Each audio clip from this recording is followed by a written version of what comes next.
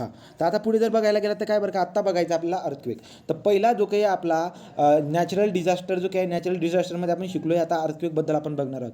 अर्थक्वेकबद्दल question काय बनणार आहे ती चांगल्या पद्धतीने आपल्याला माहिती आहे. क्वेश्चन काय बनेल ते बघून घेऊया आणि अर्थक्वेकबद्दल थोडीशी जानकारी आपण घेऊन घेऊया.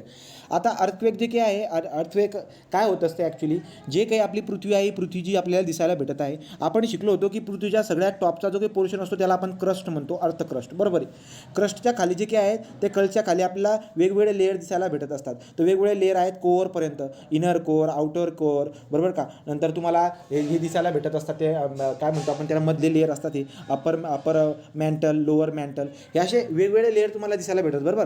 घडतं काय बरं का, हा जो काही अपर और लोअर मॅन्टल आहे त्याच्यावरती असणारा हा जो अर्थ क्रस्ट आहे, आपली पृथ्वी जी काही आहे त्या 20 प्लेटपासून बनलेली. किती? 20 प्लेट, 20 टेक्टॉनिक प्लेट. तर 20 टेक्टॉनिक प्लेटपासून बनलेली म्हणजे काय बरं का, हा जो मोल्टेन असतो ना, हा मोल्टेन जसं की एखादा पदार्थ आहे, त्या पदार्थावरती अशी प्लेट अशी जोडून ठेवलेत. म्हणजे काम करू ना आपण, असा कागदाचा एक गोळा बनवा आणि त्या गोळ्यावरती तुम्ही काय करा, गोळ्यावरती असे वेगळे लेअर 20 लेअर चिटकवा. असे 20 लेअर चिटकवा ज्याच्यामुळे नवीन चेंडू गोलाकार बनताना दिसायला भेटेल, राईट का. तो आतमध्ये एखादा असा पॅक चेंडू आहे आणि त्याच्यावरती आपण अशी एक लेअर लावून दिलेत, राईट. तो आतमध्ये असा चेंडू आहे आणि त्याच्यावरती अशी आपण अशी लेअर लावलेत. किती लेअर बरं का, असे 20 टेक्टॉनिक प्लेट दिसायला भेटत असतात. घडतं काय बरं का, घडतं काय की हे जे काही टेक्टॉनिक प्लेट आहेत प्रत्येक क्षणाला या टेक्टॉनिक प्लेटमध्ये आपल्याला मोशन दिसायला भेटत असते. आता ही मोशन कोणत्या प्रकारची असणार, जर तुम्ही बघायला गेला तर दिसायला भेटेल की 20 टेक्टॉनिक प्लेट जे आहे त्या 20 टेक्टॉनिक प्लेटच्या मुवमेंटमुळे आपल्याला काय दिसायला भेटतं, म्हणजे प्रत्येक क्षणाला ते मुवमेंट होत आहे. ज्या 20 टेक्टॉनिक प्लेट आहेत, एकतर समजा एक प्लेट आहे त्याला नजीकची ही प्लेट आहे, हे एकमेकांवरती घासल्या जातील, ठीक आहे. तो एकमेकांवरती घासल्या जातील किंवा काय दिसायला भेटेल बरं का, थोडासा धक्का लागत राहील. तर असं जे काही कंटिन्युअसली चालू असतं, परंतु ते आपल्याला जाणवत नाही, परंतु यांच्यामध्ये असणारं घर्षण जर का खूप जास्त वाढलं, या दोघांमध्ये असणारा जो धक्का आहे, हा धक्का जर खूप जास्त वाढला तर ज्या काही वेव्स आहेत त्या वेव्स पृथ्वीच्या आतमध्ये जनरेट होतात आणि पृथ्वीच्या आतमध्ये जनरेट होऊन जे काही आहे ते पृथ्वीच्या सरफेसवरती येत असतात आणि सरफेसवरती ते काय करतात, परिणाम करताना दिसायला भेटत असतात. असा होत असतो भूकंप.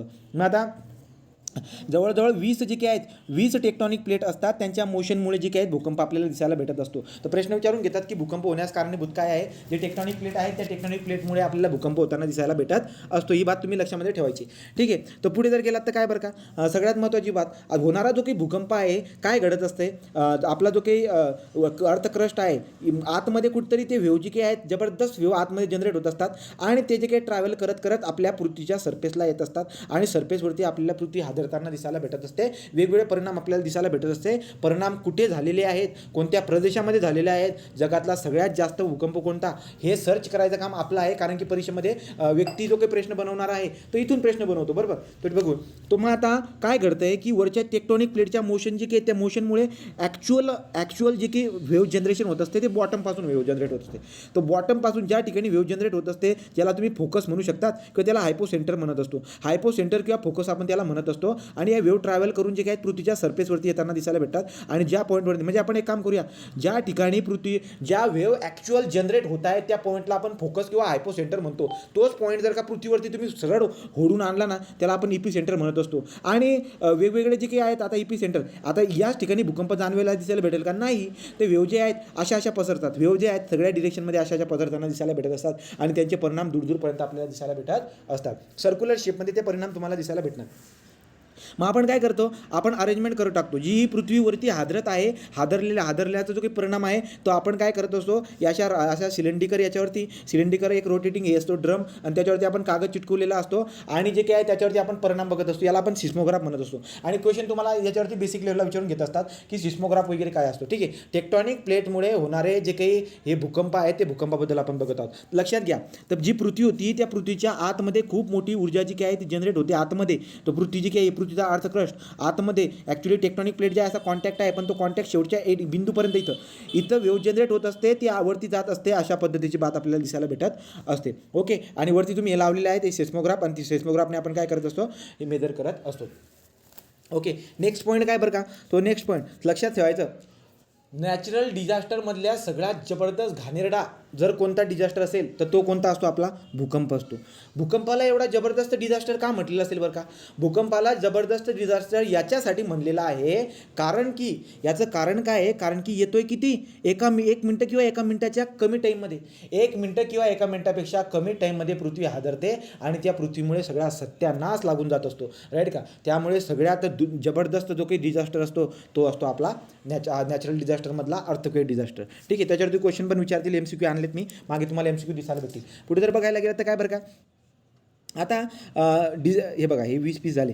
आता डिझास्टर जो आपला अर्थक्वेक हा डिझास्टर आहे त्याला मेजर करण्यासाठी एक मॅग्निट्यूड आणि इंटेन्सिटी असते. मॅग्निट्यूड आणि इंटेन्सिटीवरती MPC प्रीमध्ये एकदा क्वेश्चन बेसिक सिव्हिलमधून विचारला होता तो, बरोबर. तो इंटेन्सिटी आणि एक मॅग्निट्यूड दिसायला भेटत असते. आता इंटेन्सिटी आणि मॅग्निट्यूडबद्दल काय लक्षात घ्यावं लागतं बरं का? एक तर इंटेन्सिटी म्हणजे तुम्हाला सिव्हिरिटी सांगत असते. सिव्हिरिटी म्हणजे कशी बरं का? सिव्हिरिटी म्हणजे काय, जर समजा एखाद्या ठिकाणी भूकंप झाला आणि भूकंप झाल्यानंतर आपल्याला दिसायला भेटलं की इतकी लोकसंख्या 15 ते 20,000 लोक मारली गेली, वनस्पती प्राणी वगैरे खूप जीवितहानी तिथे झालेली. मग आता एवढी सगळी जीवितहानी झालेली आहे हे दाखवण्यासाठी आपण इंटेन्सिटीचा वापर करतो. तर सिव्हिरिटी जी काय आहे, अर्थक्वेकची सिव्हिरिटी म्हणजे किती आपण म्हणू शकतो ना, समजा आता या ठिकाणी पण भूकंप होत आहे पण तिथे सिव्हिरिटी काय बरं का, सिव्हिरिटी खूप कमी आहे, राईट का? सो इंटेन्सिटी आपल्याला भूकंपाची तीव्रता म्हणजे भूकंपाची सिव्हिरिटी सांगत असते की बाबा भूकंप आला बी तरी की या एरियामध्ये आपण काय केलेलं आहे बरं का, इंटेन्सिटी जी काय आहे आपली, जी की भारत आहे आपला इंडिया, त्या इंडियामध्ये आपण काय केलेत, इंटेन्सिटीनुसार आपण जे काय आहेत असे झोन करून टाकलेले आहेत. तुम्हाला प्रश्न विचारतात की अर्थक्वेकचे झोन आपल्या भारतामध्ये एकूण किती आहेत, तर ते अर्थक्वेकचे झोन जे काय आहेत अगोदर जे आहेत अर्थक्वेकचे झोन 5 होते. कसे 5 होते ते, तो 5 होते अशा पद्धतीचे, earthquake zone 1, earthquake zone 2, earthquake zone 3, 4, right, आणि नंतर 5 अशा पद्धतीने अर्थक्वेक झोन होते. परंतु आता आपल्याला काय दिसायला भेटत असतात की आता पहिला आणि दुसरा झोन जो काही आहे यांच्यामध्ये एवढा खास परिणाम होताना दिसायला भेटत नाही. म्हणजे खास परिणाम होताना दिसायला भेटत नाही म्हणजे काय, भूकंप वगैरे होतो पण एवढं जे काही ना एवढा परिणाम होत नाही, त्याची तीव्रता किंवा त्याची सिव्हिरिटी जी काही आहे ना एवढी जास्त नाही. त्यामुळे काय केलं आहे, त्यामुळे पहिला जो की झोन आहे, भारतामध्ये 5 झोन असतात भूकंपाचे जे की इंटेन्सिटी दाखवत असतात. मग आता पहिला झोन आणि दुसरा झोन जे काही आहेत हे 2 झोन एकत्र केली गेली आणि त्याला नाव 2च झोन दिलं गेलं. तर 2 झोन, नंतर 3 झोन, नंतर 4 झोन आणि 5 झोन अशी राईट का. तो 2, 3, 4 आणि 5 अशी नावं दिलेली आहेत झोनची. ते एकूण आता किती झोन आहेत भारतामध्ये, एकूण इंटेन्सिटीवरून आपण 4 झोन क्लासिफाईड केलेले आहेत, इंटेन्सिटीवरून केलेले आहेत. तर इंटेन्सिटी कशा पद्धतीने विषय होत असतो, 2 झोनमध्ये एवढं सिव्हिरिटी नाही आहे, 3 झोनमध्ये त्याच्यापेक्षा जास्त सिव्हिरिटी आहे. सिव्हिरिटी म्हणजे काय, जास्त परिणाम होणारे, वातावरणामध्ये परिणाम होणारे, जीवितहानीची जास्त नुकसान होताना दिसायला भेटणारे.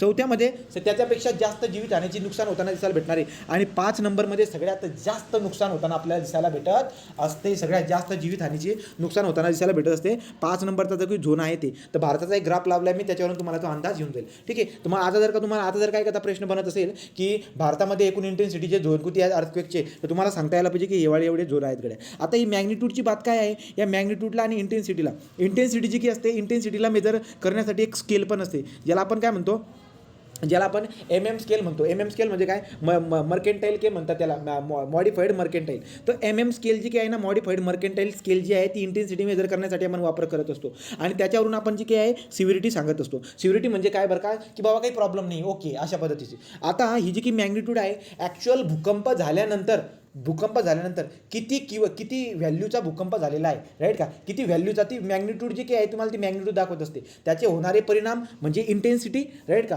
पण जी मॅग्निट्यूड आहे त्या भूकंपाची ती म्हणजे आपली काय असते, ती मॅग्निट्यूड दाखवत असते. आणि मॅग्निट्यूड एक्सेस करण्यासाठी आपल्याकडे काय असते, रिश्टर स्केल असते. तो रिश्टर स्केल कुठून तर कुठपर्यंत असते, आपल्या पृथ्वीवरती आतापर्यंत किती रिश्टर स्केलचा भूकंप आलेला आहे लक्षात घ्यायचं. हे रिश्टर स्केलमध्ये आपण काय करतो, भूकंपाची मॅग्निट्यूड मेजर करत असतो. आतापर्यंत 10 रिश्टर स्केलपेक्षा जास्तवाला भूकंप पृथ्वीवरती कधीच घडलेला नाही आहे. ते बघू आपण, पुढे माहिती दिसायला भेटेल त्याच्यावरून, ते बघूया. ठीक आहे. तो 20 पीसेस आहे. हे टेक्टॉनिक प्लेट लक्षात घ्या, काय घडू शकतं टेक्टॉनिक प्लेटबद्दल बरं. काय प्लेट केलं ऑब्झर्व करा. एक तर ही एक प्लेट आहे, इकडची एक प्लेट आहे, हे एकमेकांवरती अशी रब होऊ शकतात, अशा पद्धतीने रब होतील. किंवा काय होणार बरं का, हा खालचा लेअर खाली सरकून जाईल आणि वरचा लेअर त्याच्यावरती येऊन जाईल.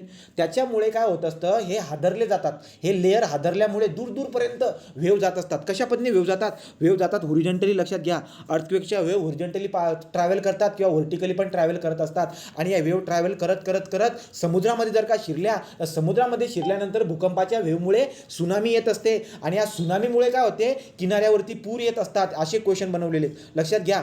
जे काही भूकंपाची जे काही एनर्जी जी जनरेट झाली ते जनरेट झालेली भूकंपाची एनर्जी कशामुळे झाली तर टेक्टॉनिक प्लेटच्या मोशनमुळे. जास्त करून भूकंप टेक्टॉनिक प्लेटच्या मुवमेंटमुळेच होत असतात. मुवमेंट 3 प्रकारचे होऊ शकतात. एकतर एकमेकांवरती घासले गेल्यामुळे मुवमेंट होऊ शकते. एकतर काय बरं का ॲक्च्युली अशा मुवमेंट चालूच आहेत पण जास्त म्हणतोय मी जास्त परिणाम जास्त राईट का. एकतर जास्त धक्का एकमेकांना देतील, एक तर प्लेट एकमेकांपासून दूर जाऊ शकतात, एकतर जबरदस्त दूर एकमेकांना कंप्रेस करतात किंवा दूर जातात किंवा एकमेकांवरती स्लाईड होतात किंवा एकमेकांवरती रोल होत असतात. ह्या एक खाली आणि त्याच्यावरती हा वरती चालला जातो. याच्यामुळे भूकंप तयार होत असतो. आणि भूकंपाचे परिणाम काय दिसायला भेटत असतात तर भूकंपाचे परिणाम जे काही आहेत तुम्हाला खूप सारे परिणाम पुढे यादी आपण हे बघितले त्याच्यामध्ये दिसायला भेटेल. ओके. सुनामी तो समुद्रामध्ये जर काय या वेव घुसल्यात तुम्हाला आठवत असेल हायड्रोडायनॅमिक फोर्स शिकवला होता डॅममध्ये राईट का. तो मोठे मोठे डॅम वगैरे जे आहेत ना कोसळताना दिसायला भेटत असतात. त्यामुळे आपण त्या डॅमला डिझाईन करत असतो अर्थक्वेक फोर्ससाठी. का कारण की जर काय या वेव पाण्यामध्ये शिरल्या तर पाण्यामध्ये त्या वेव लाटा तयार करतात. तेच लाटा जाऊन त्या भिंतीवरती आदळतात. आदळलेल्या लाटा पुन्हा वापस जातात, पुन्हा भिंतीवरती आदळतात. अशा पद्धतीने आपल्याला दिसायला भेटत असते. ओके. तर ठीक आहे. तो टेक्टॉनिक प्लेटच्या मोशनमुळे हे सगळं घडत असतं. आणि तुम्हाला बेसिक लेवल पण सांगितलं हा फोकस असतो ना, हा हायपो सेंटर असतो. हे बेसिक लेवलला लक्षात राहू द्या. काय घडू शकतंय तो कॉन्व्हर्जिंग बाउंड्री म्हणजे काय एकमेकांना कंप्रेस करणं राईट का. थ्रस्ट क्रस म्हणजे काय बरं का, एक खालीवरती ही जमीन गेली खाली ना, आता त्याच्यावरती असं इकडे तिकडे होऊन गेलं राईट का, जमीन इकडे तिकडे थ्रस्ट फॉल्ट म्हणतो. डायव्हर्जन बाउंड्री म्हणजे काय, 2 लेअर एकमेकांच्या दूर जाऊ शकतात, जवळ येऊ शकतात, कंप्रेस करू शकतात, ज्याच्यामुळे भूकंप घडत असते. एकूण जे काय किती लेअर बोललो मी तुम्हाला पृथ्वीवरती 20 लेअर असतात तसले. ठीक आहे. तो कधी कधी इतके दूर चालले जातात ते की बाप रे बाप. हे जो काही मधला जो काही हवाला आहे ना इथला पोर्शन, इथं तुम्हाला माहिती आहे आपण काय बघितलं की हवाला पोर्शन खाली हे इकडे सरकून जातं, इकडे सरकून जातं, मधला पोर्शन डायरेक्ट वरती येऊन जात असतो राईट का. अशा पद्धतीने सुद्धा गोष्टी घडतात. स्ट्रिप सायकल म्हणजे काय एकमेकांवरती स्लाईड होणं. ओके. ते जिओलॉजीचा भाग होऊन जातो. तो सिस्मोग्राफ जो काय आहे लक्षात ठेवून घ्यायचा. हे बघा ज्याला कळालं नसेल हे बघा, हा खालचा जो पोर्शन आहे त्याच्यावरती आपला हा अर्थचा क्रस्ट आहे. अशा अर्थच्या जे क्रस्ट आहेत ना अशा 20 प्लेटा एकमेकांच्या मोशनमध्ये असतात आणि पृथ्वी आता पण हादरताना दिसायला भेटते. पण त्याचा एवढा परिणाम आपल्याला जाणवत नाही. पण जेव्हा यांची मोशन जेव्हा जास्त होऊन जाते तेव्हा तो परिणाम आपल्याला दिसायला भेटत असतो. ठीक आहे. तो खालचा जो काही आहे हे अशा पद्धतीने हे तुम्हाला दिसायला भेटणार. तो खालचा लेअर जो काही आहे ते खालचे लेअर बघितलं ना, कर्सच्या खालचं जे काही आहेत ते मॅन्टल वगैरे बघितलं होतं, आठवत असेल तुम्हाला मॅन्टल होता राईट का. तर ते खाली जे की दाखवले ना हे पदार्थ राईट का, वरती बिस्किट दाखवले आणि खाली जे ना हा मॅन्टल आहे. हे मॅन्टलवरती अशा पद्धतीने जे की आहेत ना असे लेअर असतात मॅन्टलवरती हे केलेले राईट. आणि त्याच्यावरती हे स्लाईड होणं, दूर जाणं, कंप्रेस करणं अशा आपल्याला गोष्टी दिसायला भेटत असतात. ओके. ते बघा एकमेकांच्या खालीवरती चालले जाणं या स्टोरी दिसायला भेटत असतात. ओके. आता बघू आपण पुस्तकातली माहिती काय काय दिलेली. तर पुस्तकातली माहिती अर्थक्वेक कोणाला म्हणत असतो बरं का, तो earthquake is a cause shaking rolling or movement of the earth surface. बरोबर आहे. तो मुवमेंट आपण डायरेक्ट टेक्टॉनिक प्लेटबद्दल बोललो त्यांनी ते सांगितलं आहे. तो earthquake happen along the crack or fault line or tectonic line जे काही असतात ते फॉल्ट लाईन किंवा आता तुम्हाला दिसायला भेटेल पृथ्वीच्या फॉल्ट लाईन जे काही आहेत त्या मोठ्या मोठ्या फॉल्ट लाईन जे टेक्टॉनिक प्लेटच्या ज्या ठिकाणी जुडलेल्या असतात तो आपला फॉल्ट प्लेन असतो. त्या फॉल्ट प्लेनवरती काय घडणार आहे, त्या फॉल्ट प्लेनवरून आपले ॲक्च्युली जी काही मोशन वगैरे घडत असते आणि त्याच्यावरून त्या मोशनमुळे एनर्जी जनरेट होऊन पृथ्वीच्या सरफेसवरती येत असते. बघू ना 2 प्रकारच्या हे असतात वेव्ह.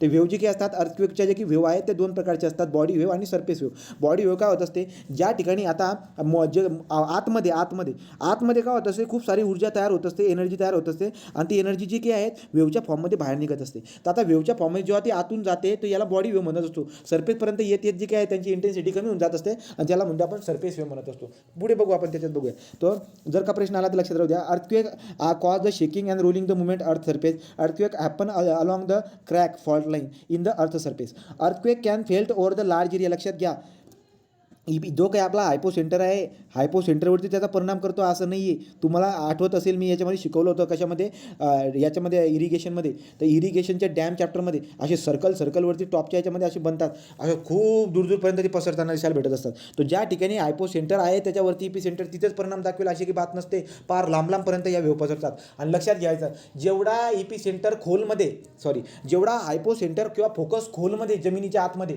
जेवढा हायपो सेंटर किंवा फोकस खोलमध्ये असतो तेवढा जास्त एरिया जो काही आहे भूकंपाला सब्जेक्टेड असतो. आणि याच परिणामामुळे लातूरमध्ये भूकंप झाला होता. त्याचं वाचू आपण ती माहिती, ती पुढे माहिती दिसायला भेटेल. लातूरमध्ये जो काही भूकंप झाला आहे तो त्याचा जो हायपो सेंटर होता तो हायपो सेंटर सगळ्यात खाली होता. त्यामुळे जबरदस्त 10 ते 15 हजार लोक मारली गेली होती. बघू आपण इथे काय बरं का आता earthquake can felt over the large area although they usually okay. तो त्या काय म्हणतात बरं का 1 मिनिटापेक्षा जे काय भूकंप जो काय खूप 10-15 मिनिटापर्यंत चालत असतो असं नाही आहे. 1च मिनिटामध्ये येऊन थैमान लावून चालला जातो. ते 1 मिनिटामध्ये अख्खा सत्यानाश लावून चालला जात असतो भूकंप. ओके. नंतर पुढे काय, earthquake is a sudden geological event below the surface of the earth which result the generation of the shock wave travel फार वाईड अँड व्हर्टिकल अँड मी तुम्हाला ते सांगितलं की या वेव्ह जे असतात त्या व्हर्टिकल आणि ओरिजेंटल व्हायब्रेशन म्हणजे व्हर्टिकल आणि ओरिजेंटल वेव्ज असतात, व्हायब्रेशन म्हणजे वेव्ह असतात. ओके, पुढे काय, consequently motion cause destruction of infrastructure. बरोबर आहे. Severity impact depend upon the magnitude of. Okay, तो लक्षात घ्यायचा. Severity and the severity of the impact depend upon the magnitude of the earthquake, which turn depend on the amount of energy released at a spot, that is what focus. त्या फोकसला किती energy release झाली ना त्याच्यावरती depend करत असते. तिथून ती energy सरफेसवरती पोहोचल, सरफेसवरती जी काही आहे ती परिणाम करून तिथं मग आपण मॅग्निट्यूडवरून बघत असतो ते जिओलॉजिकल. ठीक आहे. नंतर पुढे हवाला पॉईंट सगळ्यात महत्त्वाचा इथून. सिस्मोग्राफ जो काय आहे लक्षात ठेवायचं. सिस्मोग्राफच्या मदतीने आपण काय मेजर करत असतो, जे सिस्मोग्राफच्या मदतीने आपण इंटेन्सिटी किती इंटेन्सिटीचा जो की भूकंप झाला आहे तो भूकंप मेजर करण्यासाठी सिस्मोग्राफ असतो. एवढी बात तुम्ही लक्षात ठेवायची. सिस्मोग्राफ काय असतो, ड्रमवरती कागद चिटकलो असतो ती. Scientific study of the earthquake is called as the seismology. तो सिस्मोलॉजी जी की आहे, सिस्मोलॉजीमध्ये अर्थक्वेकचा पूर्ण डिटेलमध्ये अभ्यास केला जातो की कोणता एखादा एरिया जो की आहे, कोणता एखादा एरिया जो की आहे अर्थक्वेक प्रोन एरिया आहे आणि तो त्या ठिकाणी काय करायला पाहिजे, काय करायला नको पाहिजे, या सगळ्या गोष्टी जे काही आहेत अभ्यासल्या जात असतात सिस्मोलॉजीमध्ये. Therefore the earthquake activity is also refer to as seismic activity. बरोबर. अर्थक्वेकच्या जेवढ्या काही ॲक्टिव्हिटी असतील त्या ॲक्टिव्हिटीला आपण काय म्हणतो, सिस्मिक ॲक्टिव्हिटी म्हणत असतो. आणि अर्थक्वेकचा जो काही आपण अभ्यास करत असतो सायंटिफिकली त्याला आपण सिस्मोलॉजी म्हणत असतो. आता बघा हे वाक्य सगळ्यात इम्पॉर्टंट आहे. Earthquake are consider to be one of most dangerous and destructive natural hazard. हायवाला याच्यावरती क्वेश्चन बनतो. ठीक आहे, पुढे जाऊ.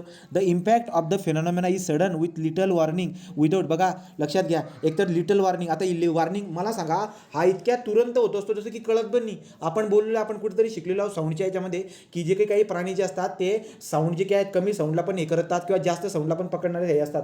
बरोबर. तर आता अर्थक्वेकचे जे काही जमिनीच्या मध्ये जे काही वेव्ह जनरेट होताना जे व्हायब्रेशन तयार होत आहेत ना, ते व्हायब्रेशनचा जी ना फ्रिक्वेन्सी खूप कमी असते, ते माणसाला जाणवत नाही. परंतु उंदीर वगैरे, कुत्रा, उंदीर या प्राण्यांना ते जाणवत असते. आता त्यांना जाणवते परंतु ते इतके सडनली होतं ते की जे आपल्याला विचार पण करायला की यार कुत्रा एवढा हे का करतोय, आपण तेवढं बोलणार आणि तेवढ्यामध्ये आपल्याला दिसायला भेटणार भूकंप झाला. आलं लक्षामध्ये. तर जो टाईम असतो त्या टाईम टू टाईम आपल्याला खूप कमी दिसायला भेटत असतो. So little warning and without warning large number of the earthquake occur every year around the round but only limited number of them centred near the पोलिटर. बरोबर. तो जगभरामध्ये आपल्याला खूप सारे भूकंप दिसायला भेटत असतात, परंतु काही भूकंप म्हणजे खूप कमी भूकंप जे आहेत ना जास्त लोकसंख्येच्या असणाऱ्या ठिकाणी घडताना दिसायला भेटतात सध्या तरी. राईट. आपण याच्या अगोदरही भूतकाळामध्ये जर बघायला गेलात तर खूप मोठा इतिहास दिसायला भेटतो. भूकंपाबद्दल पण खूप जबरदस्त थैमान लावलेला आहे. चायनामध्ये जगामध्ये सगळ्यात जास्त सिव्हिरिटीचा जो भूकंप झालेला आहे तो चायनामध्ये झालेला आहे. त्या चायनाबद्दल आपण MCQ केलेले तयार त्याच्याबद्दल दिसायला भेटेल. Having sufficient strength cause the damage. Okay, आता याच्यामधून या यादीमधून क्वेश्चन काय बनतात बरं का, तुम्हाला जर दिसायला भेटलं एकतर त्याची डिफिनेशन वगैरे अर्थक्वेकची डिफिनेशन लक्षात ठेवा. राईट. हे अभ्यास वगैरे कुठे करतो, ॲक्टिव्हिटी काय करतात, मोर डिस्ट्रक्टिव्ह आहे, एवढी बात दिसायला भेटत असतात. अर्थक्वेकच्या वेव्ह ज्या असतात व्हर्टिकल ओरिजेंटल असतात, पाण्यामध्ये शिरतात, पाण्यावरती आहे सुनामी वगैरे, समुद्रामध्ये गेलात का सुनामी होईल आणि सुनामीमध्ये किनाऱ्यावरती काय येत असतो, पूर येत असतो. आपल्याला पूर पण शिकायचं आहे. याचा पुढचा जो काय आहे पूर बघायचा आहे आपल्याला. पुढे जाऊ. आता पुढे जर तुम्ही बघायला गेलात तर पुढचा पॉईंट काय, हा environment it can destroy the building infrastructure in second. एका सेकंदामध्ये म्हणजे एका मिनिटाच्या आतमध्ये खूप सारे जे काही आपल्याला हे परिणाम वगैरे दिसायला भेटत असतात. आता पुढे जर बघायला गेलात तर काय, अर्थक्वेक सेस्मिसिटी इन द महाराष्ट्र. आता महाराष्ट्रामध्ये बघू, अर्थक्वेक सेस्मिसिटी इन महाराष्ट्र. आता महाराष्ट्रामध्ये जे काही आहे काय घडतं त्याच्याबद्दल बघूया. महाराष्ट्रामध्ये जे काही आहे ना आपला जो की तुम्हाला कोयना जे काही कोयना डॅम आहे. बरोबर. आता तुम्ही जर बघायला गेलात महाराष्ट्र ॲक्च्युली कुठे भारत जर बघितला तर भारत तुम्हाला दिसायला भेटेल अशा पद्धतीने भारत आहे. इथे कुठेतरी आपला जो काही आहे महाराष्ट्र आपल्याला दिसायला भेटत असतो. आता या रिजनला जे आहेत ना भारतातले असणारे जे काही रिजन आहेत ना यांना नावं दिली गेलीत, तर वेगवेगळी नावं दिली गेलीत. तर महाराष्ट्र जो काही आहे ना आपला महाराष्ट्र हा कुठे असतो बरं का, हा पेनिस्कुला इंडिया म्हणतो आपण त्याला द्वीपकल्पीय असं नाव आहे मराठीमध्ये, द्वीपकल्पीय वगैरे असं म्हणतात ते. ठीक आहे. तो जो काही महाराष्ट्र आहे आपला हा महाराष्ट्र आपण शिकू ते नंतर बघू ते नंतर गुगल वगैरे मध्ये आल्यानंतर. तो state of the Maharashtra occupies central western portion of the peninsular India. Okay. तर मग काय बरं का, state of Maharashtra occupied the central western portion of peninsular India, that is what. तो तुम्हाला दिसायला भेटेल की हा जो काही पोर्शन आहे इकडचा याला काय म्हणतो आपण, याला म्हणून देतो आपण पेनिस्कुलर इंडिया. तो जो काही आपला महाराष्ट्र आहे तो central west portion of peninsular India म्हणून ओळखला जातो. काय घडलं बरं का इथं, तिथं दिसायला technically and the intra plate continental area. म्हणजे या ठिकाणी जर बघायला गेलात ना तर हवाला पोर्शन जो काही आहे ना इंट्रापेंटल म्हणजे काय तुम्हाला दिसायला भेटेल. इंट्रा प्लेट म्हणजे काय, असं नाही की आपण किनाऱ्याला लागून ही प्लेट आहे ही प्लेट आहे, आपण कुठेतरी इथं आहोत, प्लेट प्लेटच्या आतमध्ये इथं. ओके, किनाऱ्यावरती या प्लेटच्या लागून नाही आहे, प्लेटच्या आपण आतमध्ये आहोत. Intra plate continental area. Okay, म्हणजे आता तुम्हाला दिसायला भेटेल की हा जो की पेनिन्सुलर इंडिया जो आहे, पेनिन्सुलर इंडिया जो की आहे, या पेनिन्सुलर इंडियाबद्दल तुम्हाला सेव्हिरिटी दिलेला आहे. ग्राफ आहे पुढे, तो महाराष्ट्राचा असा भारताचा ग्राफ दिलेला आहे. तर त्याच्यावर विचारतात त्याची सेव्हिरिटी किती आहे, राईट. मग आता पुढे जर बघायला गेलात काय, the state of Maharashtra occupied the central western portion peninsular India technically and interplate continental area. The disaster earthquake occur at Koyna December 11. लक्षात घ्या, डिसेंबर 11 डिसेंबर 1967ला भूकंप झाला होता. कुठे, तो कोयना डॅम जो काही आहे त्या कोयनाला, कोयना ॲक्च्युली असेल ते ठिकाण, तर कोयनाच्या डॅमचं जे काही त्या ठिकाणी काय झालं होतं, भूकंप झाला होता. किती मॅग्निट्यूडचा, 6 पॉईंट. तर तुम्हाला प्रश्न बनवताल ते बनवतील की महाराष्ट्रामध्ये भूकंप झाला आहे कोयना वगैरे, तर त्याची इंटेन्सिटी वगैरे 6.5 जी आहे त्याची इंटेन्सिटी रिश्टर स्केल ही. तर मॅग्निट्यूडबद्दल सांगतोय, 6.5 रिश्टर स्केलचा भूकंप झाला होता कोयना डॅम जो काही आहे, कोयना डॅमवरती. कधी, डिसेंबर 11 1967 यावेळेस. ठीक आहे. नंतर पुढे काय बरं का, तो हा एक किस्सा आपल्याला लक्षात ठेवावा लागतो आपल्या महाराष्ट्राचा. ठीक आहे. महाराष्ट्र नेमका कुठे आहे, पेनिन्सुलर रिजन, राईट. आणि महाराष्ट्र कोणत्या झोनमध्ये येतो, झोनमध्ये जर का विचारलं तर तिसरा झोन. महाराष्ट्र जो काय आहे भूकंपाच्या कितव्या झोनमध्ये येत असतो, महाराष्ट्र हा भूकंपाच्या तिसऱ्या चौथा असे झोन आहेत. तुम्ही त्याच्यावरती ग्राफ लक्षात ठेवा, तो महाराष्ट्र जो काही तिसऱ्या झोनवरती आपल्याला दिसायला भेटत असतो. पुढे काय, ज्याला आपण ठीक आहे तिसरा झोन झाला मॉडरेटली इंटेन्सिटीचा म्हणू शकतात. The state of Maharashtra occupied central western portion of peninsular India technically and interplate continental area. A disaster earthquake at Koyna on the December 1967 magnitude 6.5 on the Richter scale. Latur earthquake of the September 30 1993. आता लक्षात घ्या, हा लातूरचा किस्सा सगळ्यात भारी आहे, सगळ्यात भारी म्हणजे लक्षात ठेवणं, याच्यावरती क्वेश्चन पक्का बनणार आहे. इंटेन्सिटी किती त्याची, 6.4. लक्षात घ्या, कोयनावरती झालेला हा भूकंप जो आहे त्याची इंटेन्सिटी 6.5 आहे, पण लातूरमध्ये 30 सप्टेंबर 1993 जो भूकंप झालेला आहे 6.4 इंटेन्सिटीचा, याने किती थैमान लावलेला आहे ते जर वाचायचं असेल या ठिकाणी एक कागद दिलेला आहे. कुठे, तो हवाला पॉईंट इथं बघा, इथं ती माहिती दिसायला भेटते. Latur earthquake was the one deadliest earthquake Maharashtra has seen till date. The earthquake Richter scale 6.4 struck about the 3 वाजून किती रे, 3 वाजून 56 मिनिटांनी. बघा, आपण मिनिटामध्ये बात का करत आहोत, एवढ्या मिनिटा बात का, कारण की हा भूकंप मिनिटामध्येच होतोय, एका मिनिटामध्ये सत्यानाश लावून जातोय. 3 वाजून 56 सकाळी 3 वाजून 56 मिनिटांनी हा भूकंप झाला होता, ज्याचं मॅग्निट्यूड मेजर करण्यात आलं होतं 6.4 रिश्टर स्केलचा. हा जो काही हा भूकंप होता 30 सप्टेंबर 1993ची बात आहे. तो जवळजवळ जर बघायला गेला तर 22 गाव, लक्षात घ्या, 22 गावामध्ये थैमान झाला होता. आता झोपेमध्ये लोक, विचार करा तुम्ही, राईट का. तो ॲक्च्युली बरेचसे जे काही डिझास्टर जे काही आहेत ना ते झोपेमध्ये झालेले आहेत, तुम्हाला दिसायला भेटेल. काही पूरपर्यंत जे आहे ना रात्री आलेले पूर दिसायला भेटतात, बघू आपण ते. तो 52 गावं जे काही आहेत, 52 गावांचा सत्यानाश होताना दिसायला भेटला आहे. 30,000 were injured and approximately 10,000 people were kill. लक्षात घ्या, 30,000 लोक जे आहेत ते जखमी झाले आणि 10,000 लोक जे आहेत ते मारले गेले. 30,000 लोक जखमी झाले, 10,000 लोक जे आहेत ते मारले गेले. Earthquake left huge hollow Killari, right का. तर तुम्हाला दिसायला भेटेल की जे ठिकाण आहे ना, किल्लारी म्हणून ते ठिकाण आहे, त्या किल्लारी म्हणून ठिकाणाचा जो काही इपी सेंटर आहे ना, जिथं हायपो सेंटरमधून वेव्हवरती आलेला आहे, तो इपी सेंटर अजून पण तिथं मोठा खड्डा पडलेला आहे. तो मोठा खड्डा अजूनसुद्धा तो खड्डा भरलेला नाही आहे, अजूनसुद्धा तो खड्डा तिथं आहे असं म्हणतात. ठीक आहे, तो लक्षात घ्यायचं. तो किल्लारीच्या ठिकाणी झालेला हा भूकंप आपल्याला दिसायला भेटतो. तो लातूरच्या ठिकाणी, महाराष्ट्रामधलं लातूर ठिकाण जे की किल्लारी असं ठिकाण आहे, तिथं 30 सप्टेंबर 1993 साली आपल्याला काय दिसायला भेटते, 3 वाजून 56 मिनिटांनी भूकंप घडला होता. 6.4 रिश्टर स्केलचा. 52 गावामध्ये थैमान झाले, 30 लोक जखमी झाले, 10,000 लोक जे काही आहेत ते मृत्युमुखी पडले होते. एवढी बात तुमच्या लक्षामध्ये राहू द्यायची. ठीक आहे, लातूरबद्दल.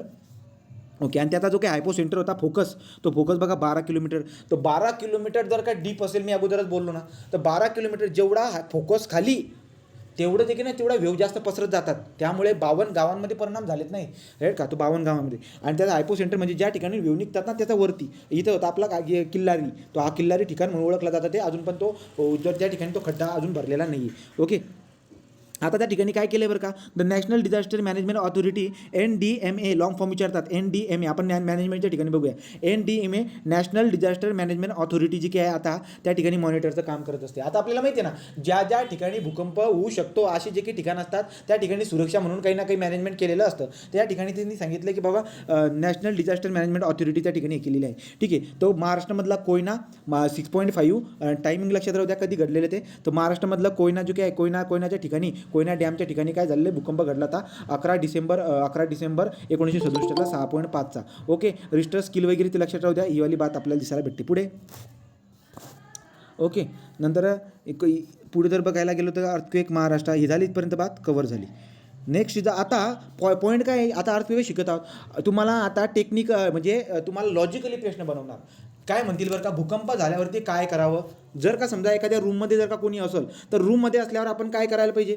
भूकंप झाल्यावरती जर का आपण समजा बाहेर जर का असलो, घराच्या बाहेर समजा आपण रस्त्यावरती असलो तर आपण काय करायला पाहिजे. आपण जर का वाहनामध्ये असेल तर आपण काय करायला पाहिजे. या 3 गोष्टीबद्दल पुस्तकामध्ये आपल्याला माहिती दिलेली आहे. बेसिक लेवलला ती माहिती आपल्याला समजून बी जात असते. परीक्षेमध्ये क्वेश्चन आला बी, क्वेश्चन बनवताना 50% क्वेश्चन लॉजिकली असतात. फक्त लक्षात घ्या, तर तुम्हाला लक्षात येईल. UPSCचा पेपर एक पोरग्याला एका मुलाला विचारलं होतं मी, त्याने जे काही ना त्याने काय सांगितलं माहिती आहे का, आपण फक्त एडापणाच करत असतो. पेपर पूर्ण लॉजिकल असतो, पेपर पुरा लॉजिकल असतो आणि आपण तिथं जातो डोकं लावायला. तो पेपर जे की ना पुरा लॉजिकल असतो. तुम्ही बघा यावेळेस MPSC मेन्सचा जो पेपर होता पुरा लॉजिकल पेपर होता, पुरा लॉजिकल. 50% पेपर लॉजिकल, परंतु ओव्हर विचार केल्यामुळे माणूस जो आहे ना चुका करतो, खूप चुका करतो. तर लॉजिकल पेपर जे की ना ती लॉजिकलच काढते. MPSC पेपर लॉजिकलच काढत असते. ती लॉजिक काय काढत असते हे तुम्हाला डोकं लावायचं आहे. 50% तर लॉजिकलच असतात. मग आता लॉजिकली पेपर याच्यावरती कसं तयार करणार आहे, क्वेश्चन तयार कसं करणार बघा. आता इथं जे ना एक वाक्य होतं ते माझ्याकडून चुकून हे झालं, इंडोर म्हणून इथं होतं. म्हणजे काय, जर तुम्ही समजा रूममध्ये जर का असणार तर काय करायला पाहिजे. तो ठीक आहे, तुम्हाला सांगतो मी मराठीत, मी तुम्हाला सांगून देतो म्हणजे तुम्हाला लक्षात राहायला पाहिजे. तुम्हाला मराठीत मी सांगत असतो ती बात, तर तुम्हाला काही वाचायची एवढी काही खास जरूरत पण नाही आहे. मराठी सांगितलं तर ते जिंदगीभर लक्षात राहील. आता बघा, जर का समजा आपण एक रूममध्ये आहोत, सिमेंट कॉन्क्रीटच्या घरामध्ये आपण आहोत, बिल्डिंगमध्ये आहोत आपण. ओके, जर बिल्डिंगमध्ये आहोत आणि आपल्याला जाणवलं की भूकंप घडतोय गड्या, काय करायला पाहिजे, आपण काय करायला पाहिजे. तर पुस्तकावाल्यांनी सांगितलंय की तुम्ही काय करायला पाहिजे, तुम्ही जमिनीवरती पडायला पाहिजे. जमिनीवरती पडायला पाहिजे म्हणजे काय, जो काही आपला स्लॅब असतो घराचा, जसं की आता इथं आकृती मी काढलेली नाही, जो की घराचा स्लॅब असतो त्याच्यात तुम्ही त्या स्लॅबवरती काय करायला पाहिजे, पडायला पाहिजे. पडायला पाहिजे म्हणजे नेमकं काय बरं लक्षात घ्या. खूप साऱ्या गोष्टी आपल्याला दिसायला भेटतात. जसं की इथं घरामध्ये जे की ना टेबल आहे, तो घरामध्ये टेबल आहे, हा टेबल आहे, या टेबलाच्या खाली घुसा आणि टेबलाच्या खाली जाऊन थांबा. टेबलाच्या खाली जाऊन एक तर गुपचूप चोरट्यासारखं लपा, एकतर स्लॅबवरती झोपून राहा, एकतर बघा काय काय सांगितलं आहे. स्लॅबवरती झोपताना काळजी काय घ्यायची की असे काही वस्तू असतात घराच्यावरती की हालचाल झाल्यामुळे पडू शकतात. तर हालचाल झाल्यामुळे पडणारे वस्तू जे काही आहेत, समजा पंखा आहे आणि तुम्ही घरच्या याच्यावरती झोपताय, तसलं पण योग्य नाही आहे, राईट का. तुम्ही एक काम करा, पहिले एक काम करा, टेबल आहे का बघा. टेबल जर का असेल घरामध्ये तर टेबलाच्या खाली जाऊन लपा, ही एक कंडिशन आहे. दुसरं काय करायचं, समजा टेबल नाही टेबल जर नसेल ना तर अशी एखादी कडक वस्तू बघायची जी की आपण डोक्यावरती, जसं की समजा बाहेर गारा वगैरे जर का पडल्या आणि गाराला ओव्हरकम करण्यासाठी आपण काहीतरी एखादी वस्तू घेऊ ना, तशी वस्तू घेऊन तुम्ही कोपऱ्यामध्ये जाऊन तो जो किनारा असतो आपल्या भिंतीचे दोन किनारे जे की त्या ठिकाणी जाऊन तुम्ही गुपचूप अशा पद्धतीने बसा, डोक्यावरती काय करा, डोक्यावरती ते प्लेट ठेवून घ्या, अशा पद्धतीने तुम्ही विषय करा. हा एक पॉईंट आपल्याला दिसायला भेटत असतो. ओके, तर तुम्ही एकतर ते तसं करा, राईट, एकतर तुम्ही तसं करा, एकतर टेबला खाली घुसा, टेबला खाली खुर्ची खाली, अशा पद्धतीने आपण करायचं. नंतर दुसरी बात काय, अजून त्यांनी काय काळजी घ्यायला लावलेली सांगतो तुम्हाला बघा. तो काय सांगितले, जमिनीवर पडणे, बळकट टेबल किंवा फर्निचरचा इतर भागांचा आश्रय घ्या, धक्का बंद होईल तोपर्यंत तिथंच राहा. ओके, नंतर पुढे काय बरं का, टेबल किंवा डेस्क वगैरे जर का असेल तर त्याच्यात डोकं किंवा चेहरा तुमचा झाकून ठेवा आणि कोपऱ्यात जाऊन बसा. बरोबर आहे. दुसरी बात काय, तर दुसरी बात सांगता इथं, stay away from the grass, window, outside the door, walls, anything that could be fall, lighting fixture. बरोबर आहे. तो अशा पडणाऱ्या काही वस्तू असतील, जसं की काय बरं का, आता समजा लक्षात घ्यायचं, जेव्हा भूकंप होतात ना, घराच्या जर का खिडक्या काचेच्या असतील ना तर त्याच्यापासून तुम्ही लांबच राहा, कारण की हालचालामुळे काच डायरेक्ट सरळ फुटतात, राईट का. एकतर दरवाजे खिडक्या लूज होऊन खाली पडतात, खिडक्या खाली पडतील, काच वगैरे फुटतील. तर जेवढे घरातले लूज पार्ट आहेत ना त्याच्यापासून लांब राहून कुठल्या तरी कोपऱ्यामध्ये जाऊन डोक्याला प्रोटेक्ट करून तिथे जाऊन बसा. ओके, आणि नंतर काही लाईटिंगचे पिक्चर असतात, फर्निचर वगैरे, तर तुम्ही घरामध्ये आपण हे केलेले असतात लाईटिंगसारखे, राईट का. त्याचे जेवढे लूज पार्ट असतील ना त्याच्यापासून लांब जागड्या. ओके, नेक्स्ट पुढे काय, stay in the bed if. Okay, जर तुम्ही समजा बेडवरती झोपून आहात आपण आणि आपल्याला दिसायला भेटतं की भूकंप झाला, तर भूकंप वगैरे झाला आणि तुम्ही जर का बेडवरती जर का असेल तर बेडवरतीच राहा. ती उशी जी की असते ना आपली, ती उशी तुमच्या चेहऱ्यावरती पॅक करा, जसं की कोणीतरी तोंड कसं दाबताना त्या पद्धतीनं उशीला तोंडावरती घेऊन घ्यायचं, अशा पद्धतीने तिथल्या तिथे झोपून राहायचं, राईट का. Earthquake and hold the protect your head with a pillow and unless you are unless you are what कुठे गेले हेवी लूज फिक्चर बरोबर. तर तुम्ही काय बरं का आपल्याला दिसायला भेटते की आपण जे ना आपण पलंगावरती पडलेलो आहोत, वरती पंखा आहे. आता चान्सेस आहेत की पंखा हल्ल्यामुळे पडू बी शकतो राईट का. तर चान्सेस आहेत पंखा हल्ल्यामुळे पडू पण शकतो. तर आपण तिथून उठून कुठेतरी कोपऱ्यामध्ये जाऊन लपा. पण वरती जर का पंखा बिंका नसेल तर कॉटवरतीच पडून राहा, उशी घ्या, पॅक करून घ्या. अशा पद्धतीने कहाणी आपल्याला दिसायला भेटत असते राईट का. So move nearest safety place. अजून काय सांगितले, यूज डुअर वे शेल्टर ओनली. बघा तर काही लोक जे आहेत ना काय करतात ना, दरवाजा आहे का दरवाजा जरा लोड बेरिंग समजा आपला आहे, हे भिंत आहे, हे घर आहे, हा दरवाजा आहे ओके, हा दरवाजा आहे. आता हा समजा हा लोड बेरिंग दरवाजा आहे. लोड बेरिंग दरवाजा म्हणजे काय, हा सगळं लोड जे ना सहन करतो. आता लोड बेरिंग दरवाजा म्हणजे नक्कीच तो एकदम मजबूत दरवाजा असेल. तर काही लोक जे आहेत भूकंपाच्या ठिकाणी वेळेस कुठे जातात, दरवाजाच्या खाली जाऊन थांबतात बरोबर आहे. तर बघा लक्षात घ्या, जर दरवाजा मजबूत असेल तर दरवाजाच्या खाली जाऊन थांबा राईट का. दरवाजा जर का मजबूत असेल तर दरवाजाच्या खाली जाऊन थांबा ओके. तर पुढे काय दिसायला भेटते बघा, use doorway for the shelter only if it is in the close proximity to you, if you know it's strongly supported, then the what इथं काय मेन्शन केलं आहे, सो लोड बेरिंग डोअरवे. म्हणजे सांगायचं तुम्हाला मराठीत सांगून दिलं मी की बाबा भूकंप आल्यानंतर जर तुमच्या घराचा दरवाजा जो काही आहे तो जर मजबूत असेल ना, लोड बेरिंग दरवाजा, तर त्याच्या खालीकडे जाऊन थांबा. तुम्हाला कळत असेल मराठीमध्ये बात. पुढे काय, stay inside until shaking stop. घरामध्येच थांबा, बाहेर धावण्याचा प्रयत्न करू नका. घरामध्ये आहे भूकंप आले, बाहेर धावण्याचा प्रयत्न करणं आपण काय करतो, आपण पायऱ्यावरती जाणार, पायऱ्यावरती तो मोशनमुळे पायऱ्याच्या खाली पडणार. किंवा लक्षात घ्यायचं, तर भूकंप जेव्हा होत आहे घराच्या बाहेर कधी जायचा प्रयत्न करायचा नाही, पायऱ्यांवरती जाण्याचा प्रयत्न करायचा नाही. इलिव्हेटर जे काही असतात, इलिव्हेटर और हे असतात आपले एक्सकॅव्हेटर, त्याच्यावरती जायचा प्रयत्न करणार नाही. लिफ्टचा वापर करायचा नाही, पायऱ्यांचा वापर करायचा नाही. जिथं आहे त्या रूममध्येच पडून राहायचं. आणि काय कहाण्या करायच्या तुम्हाला मी सांगून दिल्या. कळालं का तुम्हाला घरामध्ये असताना काय काय करावं ते okay. So don't use the elevator. Be aware that electricity may go out or the sprinkle. बघा काय म्हणले, be aware that electricity go may out or the sprinkle system and fire alarm may be turn on. तो खूप साऱ्या घटना आपल्याला दिसायला भेटत असं काहीतरी घडणार आहे. तर तुम्हाला जर का विचारलं तर एकतर लॉजिकलच क्वेश्चन बनणार आहे, आणि लॉजिकल शांततेमध्ये मराठीकडे जायचं वाटलं असतं, मराठीकडे येऊन शांततेत वाचायचं की नाही बाबा असं नाही असं करायचं, असं नाही असं करायचं. अशा पद्धतीने तुम्ही मराठीत कहाणी लक्षात ठेवायची. जर समजा बाहेर असलो तर काय करायला पाहिजे यार, जर बाहेर असलो तर काय करायला.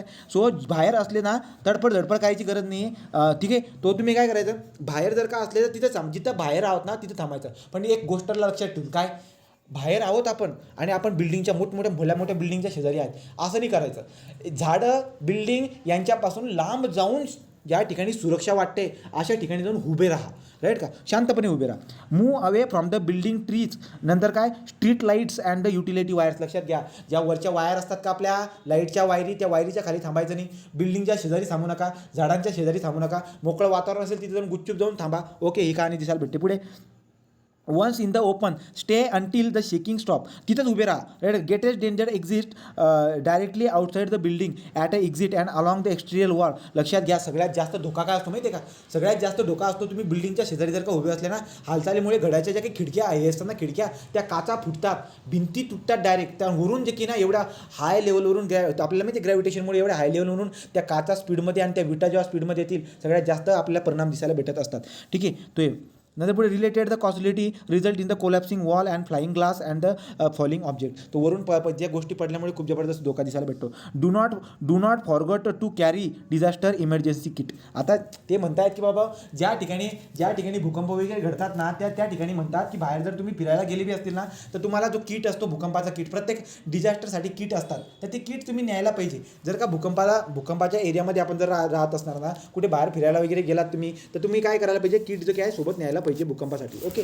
तो ही झाली भूकंप. आता जर का समजा गाडीमध्ये जर का असलो आपण, तर गाडीमध्ये असलो तर काय, तो स्टॉप ॲज क्विकली. तो गाडीला थांबवा. कुठे थांबवा, सेफ्टी ठिकाणी म्हणजे कुठे, बिल्डिंगच्या शेजारी थांबवायचं नाही, आपल्याला वायरिंगच्या खाली थांबवायचं नाही, आपल्या झाडांच्या शेजारी थांबायचं नाही. आपल्याला थांबायचं कुठे, आपल्या अशा ठिकाणी थांबायचं आहे ज्या ठिकाणी तिघं गोष्टी नसतील. अशा ठिकाणी पटकन लवकर जाऊन गाडीला थांबून घ्या आणि गाडीच्या आतमध्ये राहा, बाहेर निघायचा प्रयत्न करू नका. Avoid the stopping near the under the building trees overpasses wire. Proceed the काय cautiously once earthquake has stop. नंतर अवॉइड रोड्स ब्रिज.